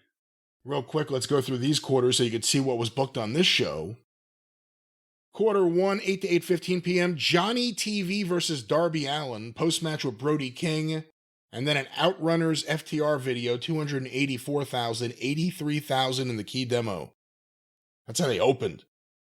Grizzled Young Veterans versus Outrunners, picture-in-picture, recap, 254. Quarter 3, 8:30, 8:45 p.m., an ad break. Willow and the Conglomeration promo. Willow and the Conglomeration, that sounds like a 60s fucking religious band. Well, then Willow versus Trish Adora, a picture-in-picture and a post-match with Mariah May, 249. Quarter 4, 8:45 to 9 p.m., Wheeler Yuta, Pac, and Claudio's backstage angle. An ad break, Mariah May and Christopher Daniels backstage angle. Wheeler Yuta... I don't know who this is. Wheeler Yuta versus Beef. Beef? All in caps. Do they have beef with beef now?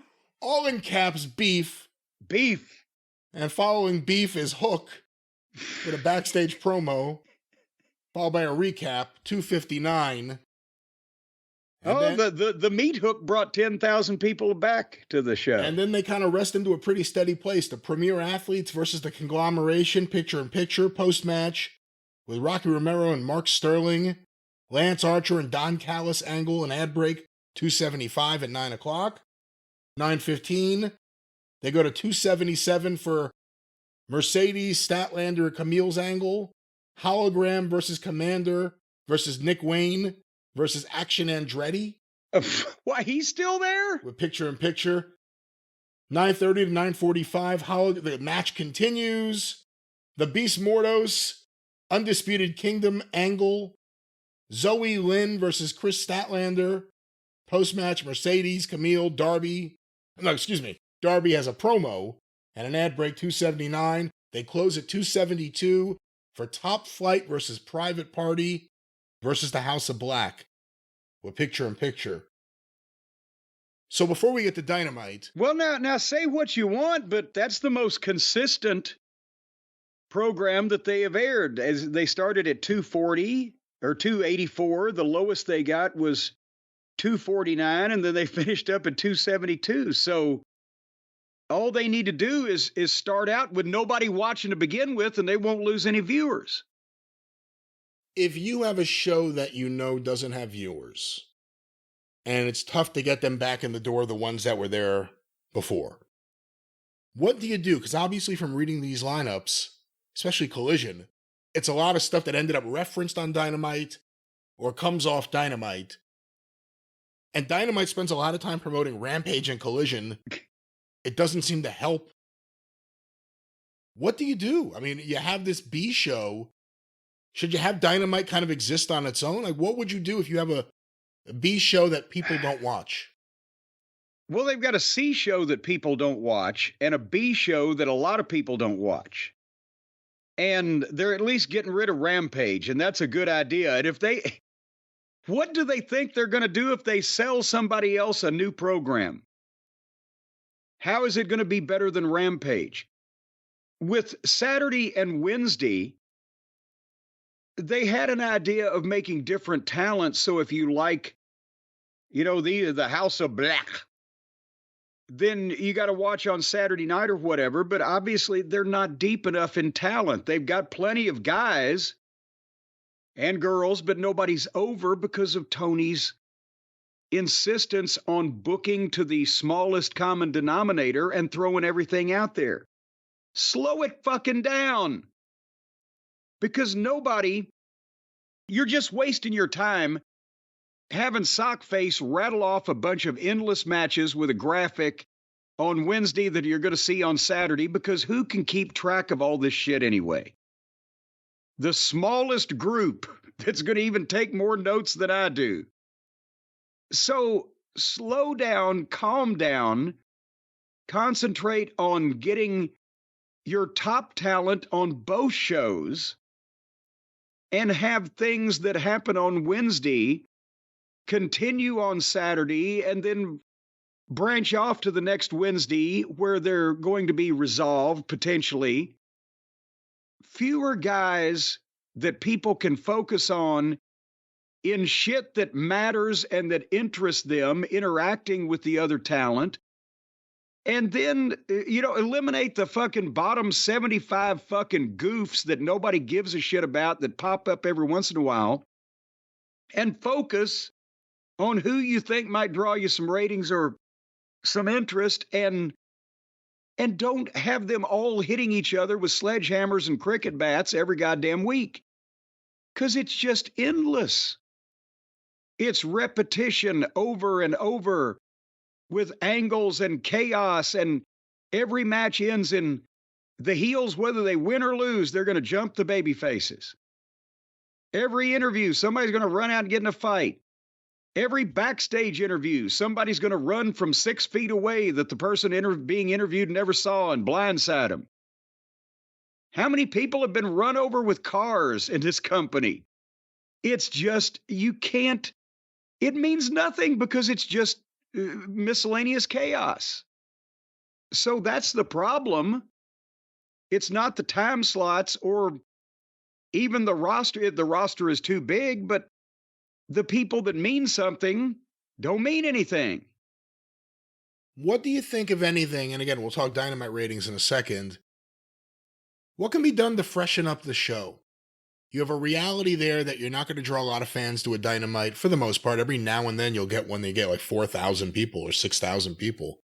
But the crowds are going down, especially when they return to a market. The crowds go down.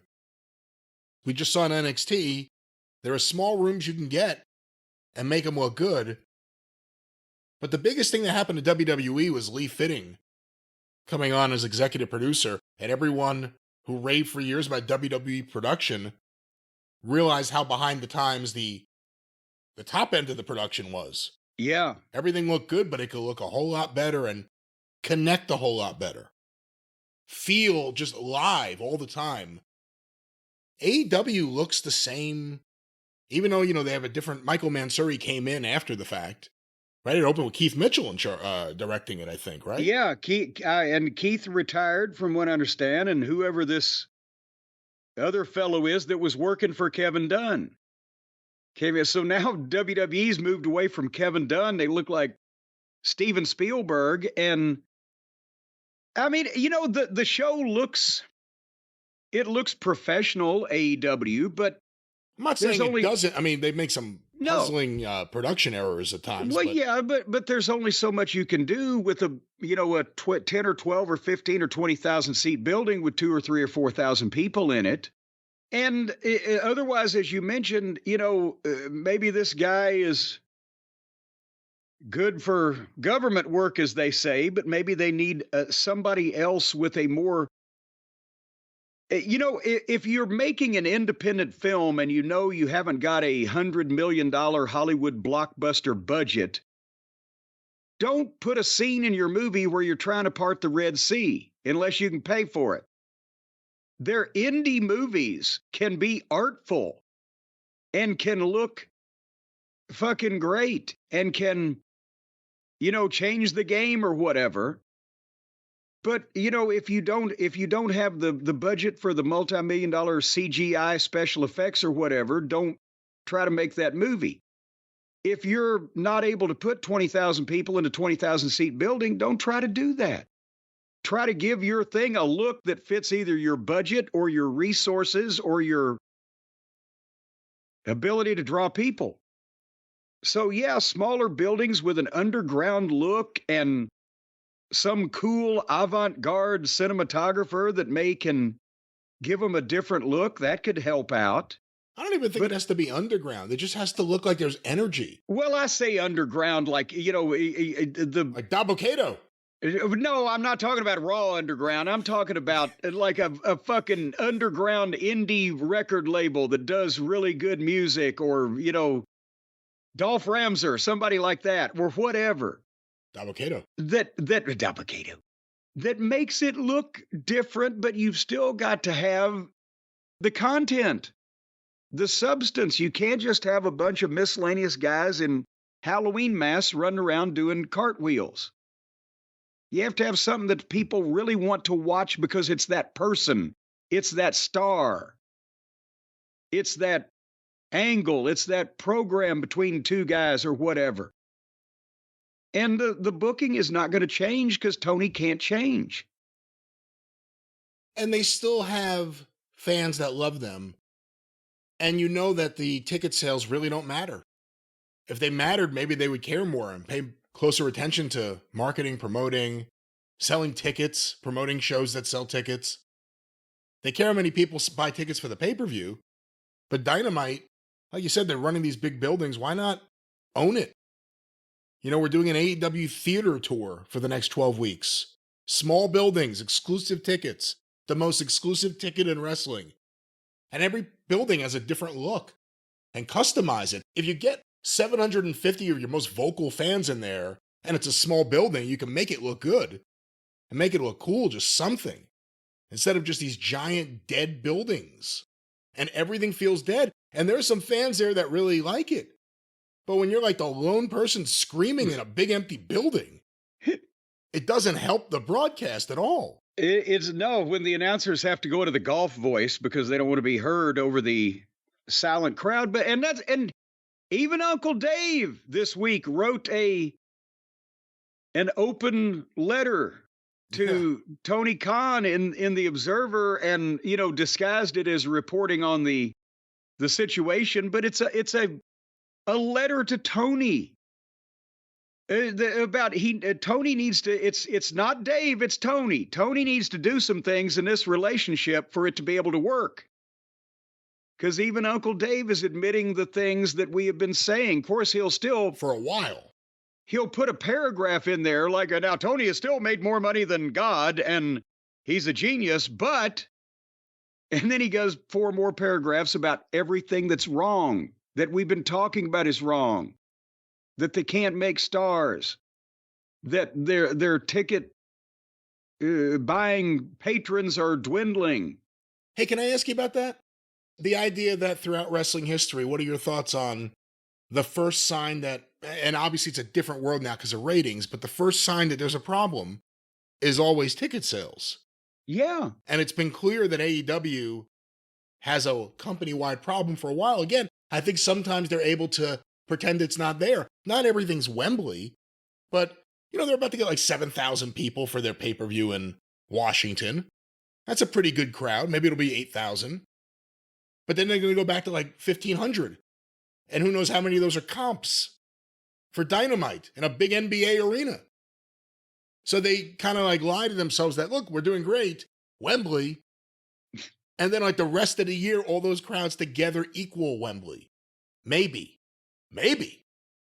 52 weeks. Well, no, actually, this year they'll more than equal Wembley. Yeah, this year they will. Well, that's the thing. It is true. Ticket sales were always, before pay-per-view was even a thing.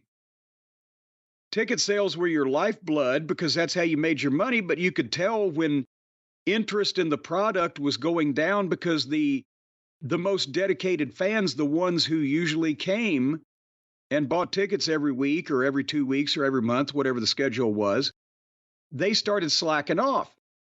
Nobody paid attention to the ratings because it was all local ratings anyway, as long as your local station was happy. But the ratings usually, even till the end of a territory, were still massive by today's numbers, especially, but even massive by those numbers, because as Teenie Jarrett used to say, wrestling fans are creatures of habit. So they would continue to watch the TV show because it's what they did every week and they had for years and years. And they wanted to see who was going to be coming to the Mid-South Coliseum Monday night or whatever. But there were periods where either the talent or the angles or whatever would cool off, and your houses would be down until you could find a new guy to come in, a new angle to shoot, a new program to start with your top guys that would turn things around. You didn't really lose the TV audience until the place was ready to go under. And that didn't happen all that much. Think about how many territories actually, without being in a war or whatever, just suddenly went out of business in the territory days. Not that fucking many. Not too many. And usually it was because Sheik and Bruiser got too old and all their friends got too old or something like that. So the fans always watch the TV. But that's the thing. They can't keep these people watching the TV.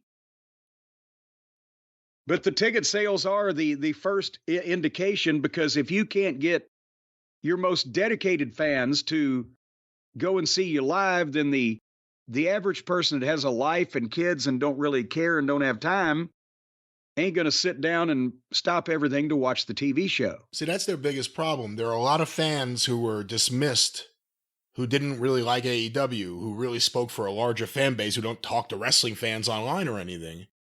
People ignored a lot of the things. And the first thing that happened was they burned off whatever you want to call them, casual fans. WWE fans willing to check out something else. Because WWE sucked for a while and they were ready to see something new. And even with a few familiar names, they'd give it a chance. That started things. The company drama, which didn't look good for AEW. I mean, look at the trajectory of the company since they aired the CM Punk Jack Perry footage. It's astounding. The crowds, the ratings, everything went down. And again, there was two possible reactions from the people who knew what the whole story was and were on the internet and knew what was going on. They just thought, well, this is the stupidest thing they've ever done to show this. And for the people who didn't know, they didn't do anything to explain it, and it was equally as stupid. And now they started losing some of their fans, some of the people who really loved the company and still buy a pay-per-view. They started saying, you know, there are other things I could do on this night. And even their YouTube numbers aren't as strong as they used to be. It's the same thing. It's not wrestling. It's this brand of wrestling and the booking. There's only so much of an audience for big matchups, not based around feuds or titles or reason. Well, besides that, can we say something out loud here that nobody else is saying? Because Dave will say it, even when he's saying, well, they need to create stars and they need to promote the towns better and they did this and that. They have great matches. No, they don't have great matches. Then nobody, even the WWE right now, they ain't having a ton of great matches. It's there and the stars are over and, you know, they're on a roll. But the idea that AEW is just putting together great matches, but that alone won't. That is assuming that any knucklehead thinks that Hologram and the Cosmic Commander, what's his name? Whoever the General Zod, whatever his fucking name is. Remember the Cosmic Commander of Wrestling? He was a manager in the Indies, Cosmo. Okay, well, Kramer, whoever. The point is these ain't great matches. These are not great wrestling matches. These are goddamn indie-rific clown show goddamn matches. And that's a big thing also, because most people, even that watch wrestling programs, don't want to see two miscellaneous children doing gymnastics. It's just not a thing that a lot of people are going to want to look at. So these are not great wrestling matches. They're great exhibitions of tumbling or whatever the fuck they are. Or they call great matches where the guy stuck the fucking hypodermic needle in the other guy's face. Sorry, that's not a great match. You know, we don't have an answer to this, just thinking out loud as Swami barks at the mailman. But Ricochet comes over here, and he has that match with Ospreay. And it's a rematch of matches they had on the indies that fans went crazy for. We saw the memes. You remember the clips that were going around, 8 years ago, 9 years ago? Yeah, it stunk then, and it was worse when they were 8 years older, but go ahead. But I guess the AEW core audience is the fan that went crazy for that and wanted more of that style of wrestling. If you're a WWE fan who only knows Ricochet from WWE or NXT, and all of a sudden you're watching this and he's not having a match that in any way is competitive, it's more just, it's my turn to do something, now you do something. I could do what you do what I do. It's a show. And again, it's not a dream match to an audience that doesn't give a shit about what happens on the indies or what happened 8 years ago. Yeah, no, the Rock versus Roman Reigns is a dream match, right? These are nightmare matches. So that's the point, is that they're saying, well, great matches alone. Well, no, a lot of these are not great matches. You just think they are because this is the kind of wrestling you've been watching, and you've apparently never seen the good shit. And that's a small group of people. So I wish everybody would quit saying great matches alone. Some great matches would help. They had Punk and MJF. They had FTR and Robinson and Switchblade or Light Switch or whatever is. I can't even remember what I call him now. Bing Bang. Bing Bang. Walla Walla Bing Bang. You know, they have some great matches, but the people, or the matches that most of these people say are great matches, are not great fucking matches. They're rotten goddamn bullshit indie matches. Well, look at the Bucks. And that's what's keeping them from growing. Look at the Bucks is the greatest example of that, because those are the matches that Dave's loved more than anything. They have, 5-star matches up the gazoo for matches that were just average. The 13-time tag team of the year in the Wrestling Observer newsletter. But you could talk about how great you think their matches are. The crowds now are getting to the level Ring of Honor was when they left Ring of Honor and took everyone and started AEW with Tony Khan. So how great are their matches? No one's paying to see them. Besides that, I've always used this example going back 25 years because it's always been true. And I used it with the WWF, say, okay, when we were in the NWA trying to fight the war in the 80s, okay, we're the Boston Celtics, they're the Harlem Globetrotters. We're serious about this. This is sport to us. It's a show up there. It's entertainment wrestling. That was the delineation. But the same thing is true. If the Harlem Globetrotters were still a goddamn major deal today, if Metal Arc Lemon and Curly Neal were still alive, you still wouldn't go to see them if they were in town 45 times, right?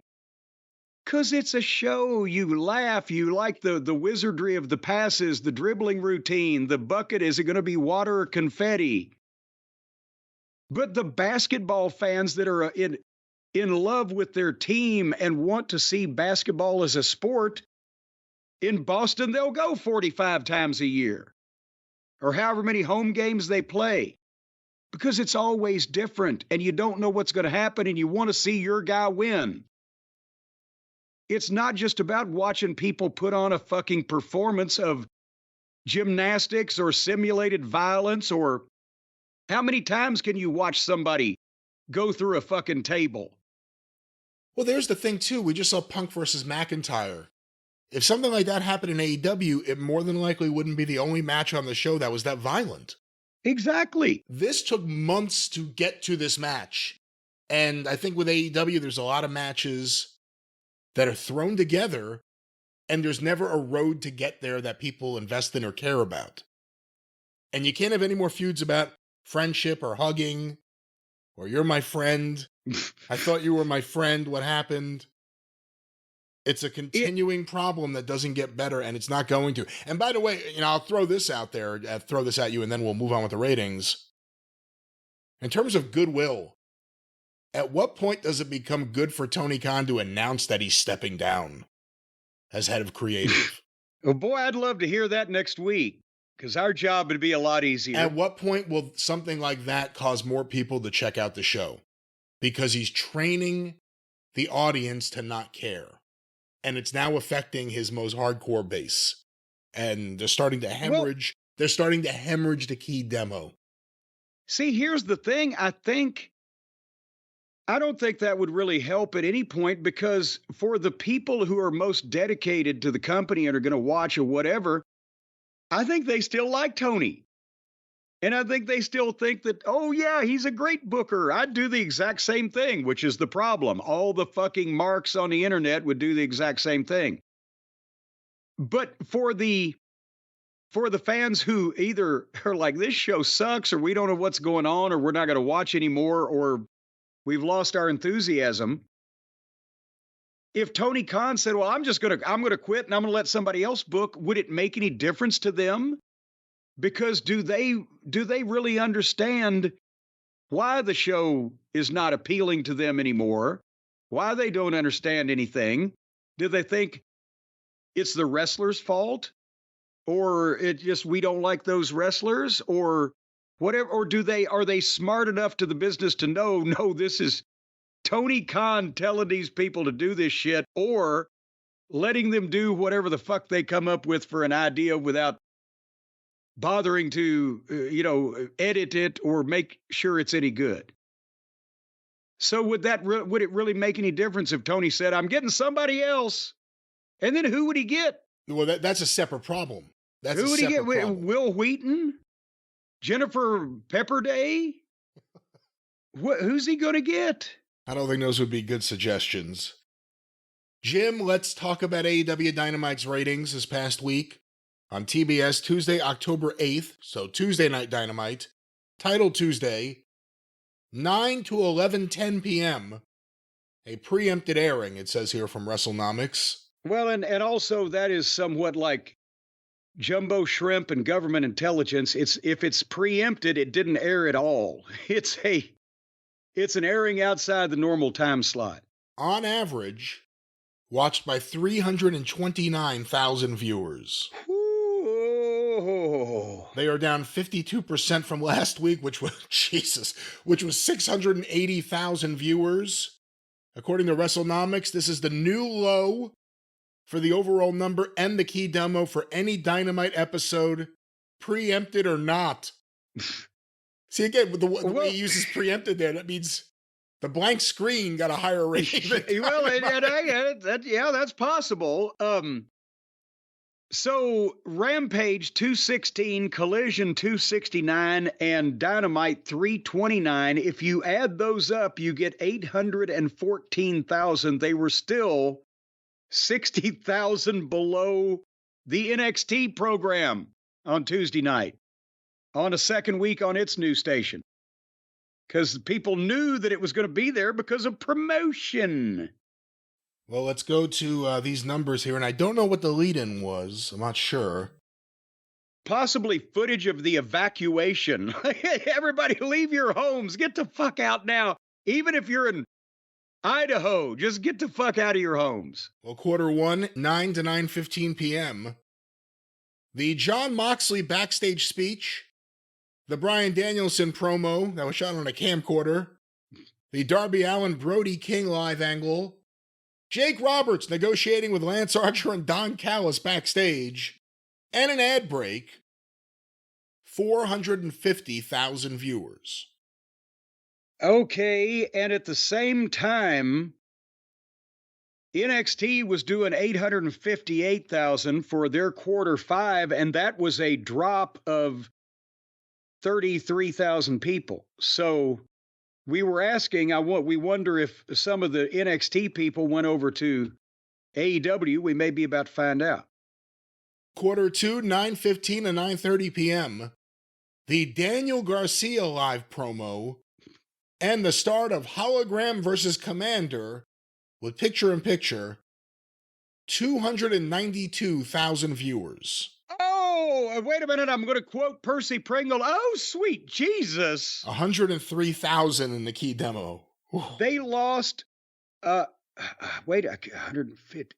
158,000 people out of 450,000. They lost 33% of their audience from quarter one to quarter two. How the fuck does that work?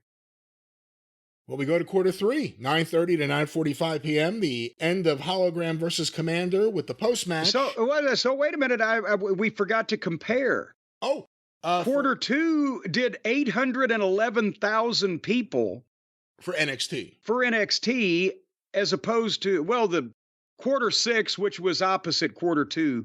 The point is, at 9 o'clock, NXT had 858,000 and AEW had 450,000. And we asked the question, when NXT dropped to 811 in the next quarter, did 40-something thousand go over to AEW? And the answer is no. At AEW land, 158,000 people said fuck it and left.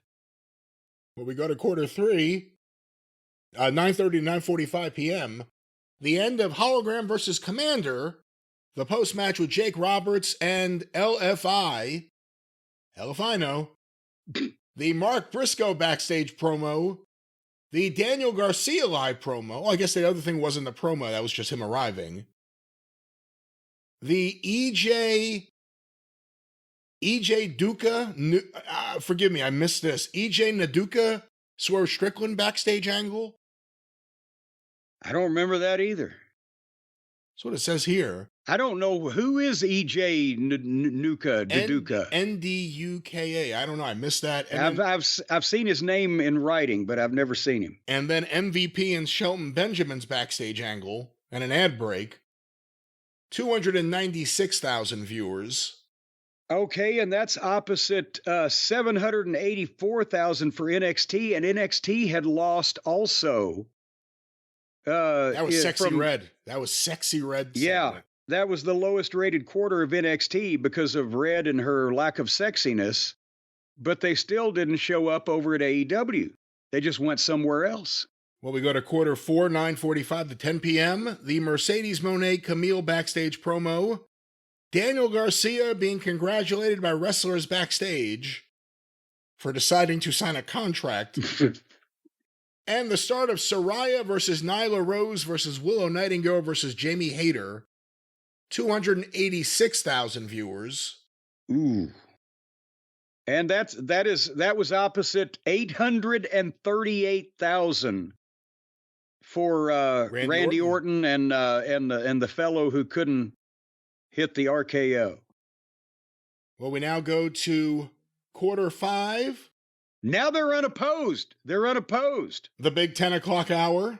Do you know where your children are? They're wrestling on AEW. The continuation of the four-way women's match. The post-match with Mariah May. The Learning Trees confrontation with Rocky Romero. Jay White versus Cody Chun. Hook and Kip Sabian and the Patriarchy's backstage angle. And an ad break. 334,000 viewers. Well, so they picked that 48,000 people at the top of the 10 o'clock hour. Maybe some of the NXT folks did come over to see some more. It has to be. Wrestling, to see how the other half lived. Quarter 6, 10:15 to 10:30 p.m. The Willow Nightingale Mariah May backstage angle. Mercedes Moné versus Emi Sakura with picture-in-picture and the post-match with Camille and Chris Statlander. 323,000 viewers. And some more said, well, that's enough of that. 11,000 to be exact. So they're struggling. Where are they going for the big finish? We now go to quarter 7, 10:30 to 10:45 p.m. The private party confrontation with Stokely Hathaway. The Will Ospreay Don Callis family angle. The Action Andretti confrontation with Top Flight and Layla Gray. Was that I forgot who the fuck that was. I knew Top Flight. Didn't recognize the girl, but I'd forgotten what Action Andretti looked like. Layla Gray. How could you ever forget what she looks like? Fine. Because I don't care. Well, we go now to quarter 8. I remind you there's an overrun. 10:45 to 11 p.m. An ad break. The Jack Perry promo, And the start of Bryan Danielson and Wheeler Yuta versus Claudio and Pac with picture-in-picture, 296,000 viewers. 10-minute overrun, 11 to 11:10 p.m. Continuation of the match. Post-match with Moxley and Marina Shafir, 328,000 viewers. The lowest Dynamite in history. And I'm surprised, honestly, that the overrun picked up, because what do they normally have at 11 o'clock on a Tuesday night? Movies for guys who like movies. Well, that used to do big. Yeah. So they started at 450,000. At the end of regulation, they were at 296,000. That means they had lost 154,000 people, or just over 1/3 of the audience they started with. And then they made a slight comeback to 328,000 in the overrun. Whoo! Now, again, no, this isn't the only time they've gone against NXT or that they had to move to a Tuesday night. It's never been this result, though. A couple of years ago, they were making a big deal. We won the Wednesday Night War, because they were doing like, what was it, 100,000 people more than NXT. And then the network moved NXT, and we declare victory. Well, the worm has turned, and the shoe is on the other. I don't know if they've even got shoes on their feet now. You know, the victory lap everyone in that company who does the public rah-rah for them was taking because of the media rights deal. It's like the Young Bucks victory lap after Punk was fired. You're doing it in empty buildings. No one's paying to go to see these shows. Less and less people are watching these shows. And it's all Tony, who's only getting busier.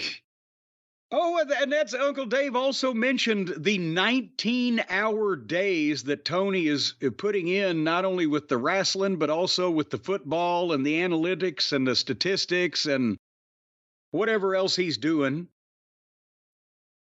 And as you said, it's only going to get worse. And, everybody's talking about, well, they're going to be profitable, and they're getting guaranteed money from a television network on the theory that they will bring eyeballs. And it's kind of a fucking embarrassing situation that the very week that they announce this thing, they do the lowest ratings in the history of their shows.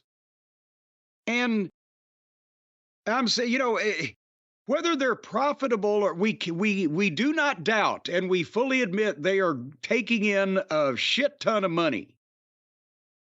And they already had a shit ton of money. But the problem is, as we've established, they're also spending a shit ton of money. And whether you are profitable or not, if nobody wants to look at the stuff you're doing and nobody's watching it, then at some point, they just canceled SmackDown on Fox, and it was drawing 2 million people. They said, well, it's not worth it to us, what we're paying. Are these numbers or anything like them worth what they're being paid? And is WBD in 3 years going to go, what the fuck were we thinking? They are doing this to themselves. It's not like there's a goddamn pandemic and they can't have crowds in the buildings, or there's some horrible fucking financial crisis and nobody can afford to go and do anything. That won't happen again unless Trump gets elected. It's not exterior forces that are at work to hold AEW down. It's the shit they've done to themselves, because Tony has viewed this thing from the start as his plaything instead of a goddamn way to make money. And because of his billionaire father and the fact that they've already owned pro football teams and all the other things that they own or have invested in, minus the Black News Channel, it didn't work out. They know the people that will give them more money. But at some point, you've got to do something to justify the money that people are paying you to do something. Oh. And again, that company has a lot of trouble right now and a lot of debt. If the AEW numbers, they're not going to be 300,000 every week right now for Dynamite, but if they continue to go down, if the key demo number continues to go down, if AEW, as it has, continues to go down in every single metric, it's going to look really bad, and then it'll be a story. Look at what they spent their money on when they were having all these problems. And for all these wise asses go, well, they're haters. They love the WWE, so they want AEW to go out of business. I don't love the WWE either. Honestly, my opinion is all this fucking wrestling sucks. There is occasionally a goddamn bright spot like Punk and McIntyre in a Hell in a Cell, or what FTR used to do as tag team. But otherwise, I think all this shit sucks. I'm not pulling for anybody. I'm pulling for somebody to pull their head out of their ass and do this shit right. Which is why that I'm especially offended at these knuckleheads over here blowing their opportunities. Nobody's ever been willing to spend $250 million just to start a fucking wrestling company that will perform at 20 or 30% of the goddamn industry leader. Nobody has ever been willing to do that because nobody's ever been goddamn insane before.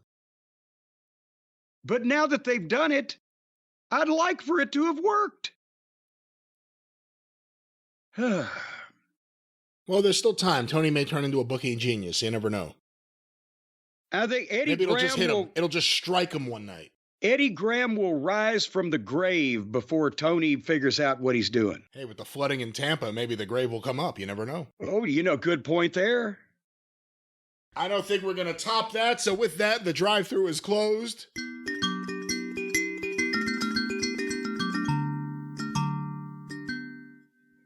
All right.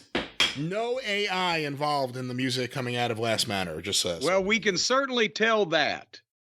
Well, we can tell you more on the experience in a few days. And of course, the drive-thru next week, wherever you find your favorite podcast. Go through the archives, patreon.com/Cornette. $5 a month goes back to 2013, patreon.com/Cornette. The official Jim Cornette YouTube channel, the one and only official home of Jim Cornette on YouTube. Subscribe today. Full episodes, clips of the episodes, omnibus collections.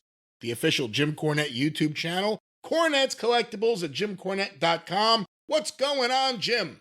Our sale is going on. It's going on right now. Go to JimCornette.com. The brand new and final action figure variant. The thank you, fuck you, buy t-shirts are back. And if you have ordered over the last week that the sale has been going on, your purchases are going to be headed out starting this week. I'm signing a bunch of shit and we're going to get this thing rolling. At JimCornette.com. Of course, the drive-thru is brought to you by the law office of Stephen Pinu, 877-50-STEVE. Get even with Stephen at newlawoffice.com. For Jim Cornette, I'm the great Brian Last. We'll see you on the experience and next week right back here on the drive-thru. Tally-ho! Tip-top, dilly-choo.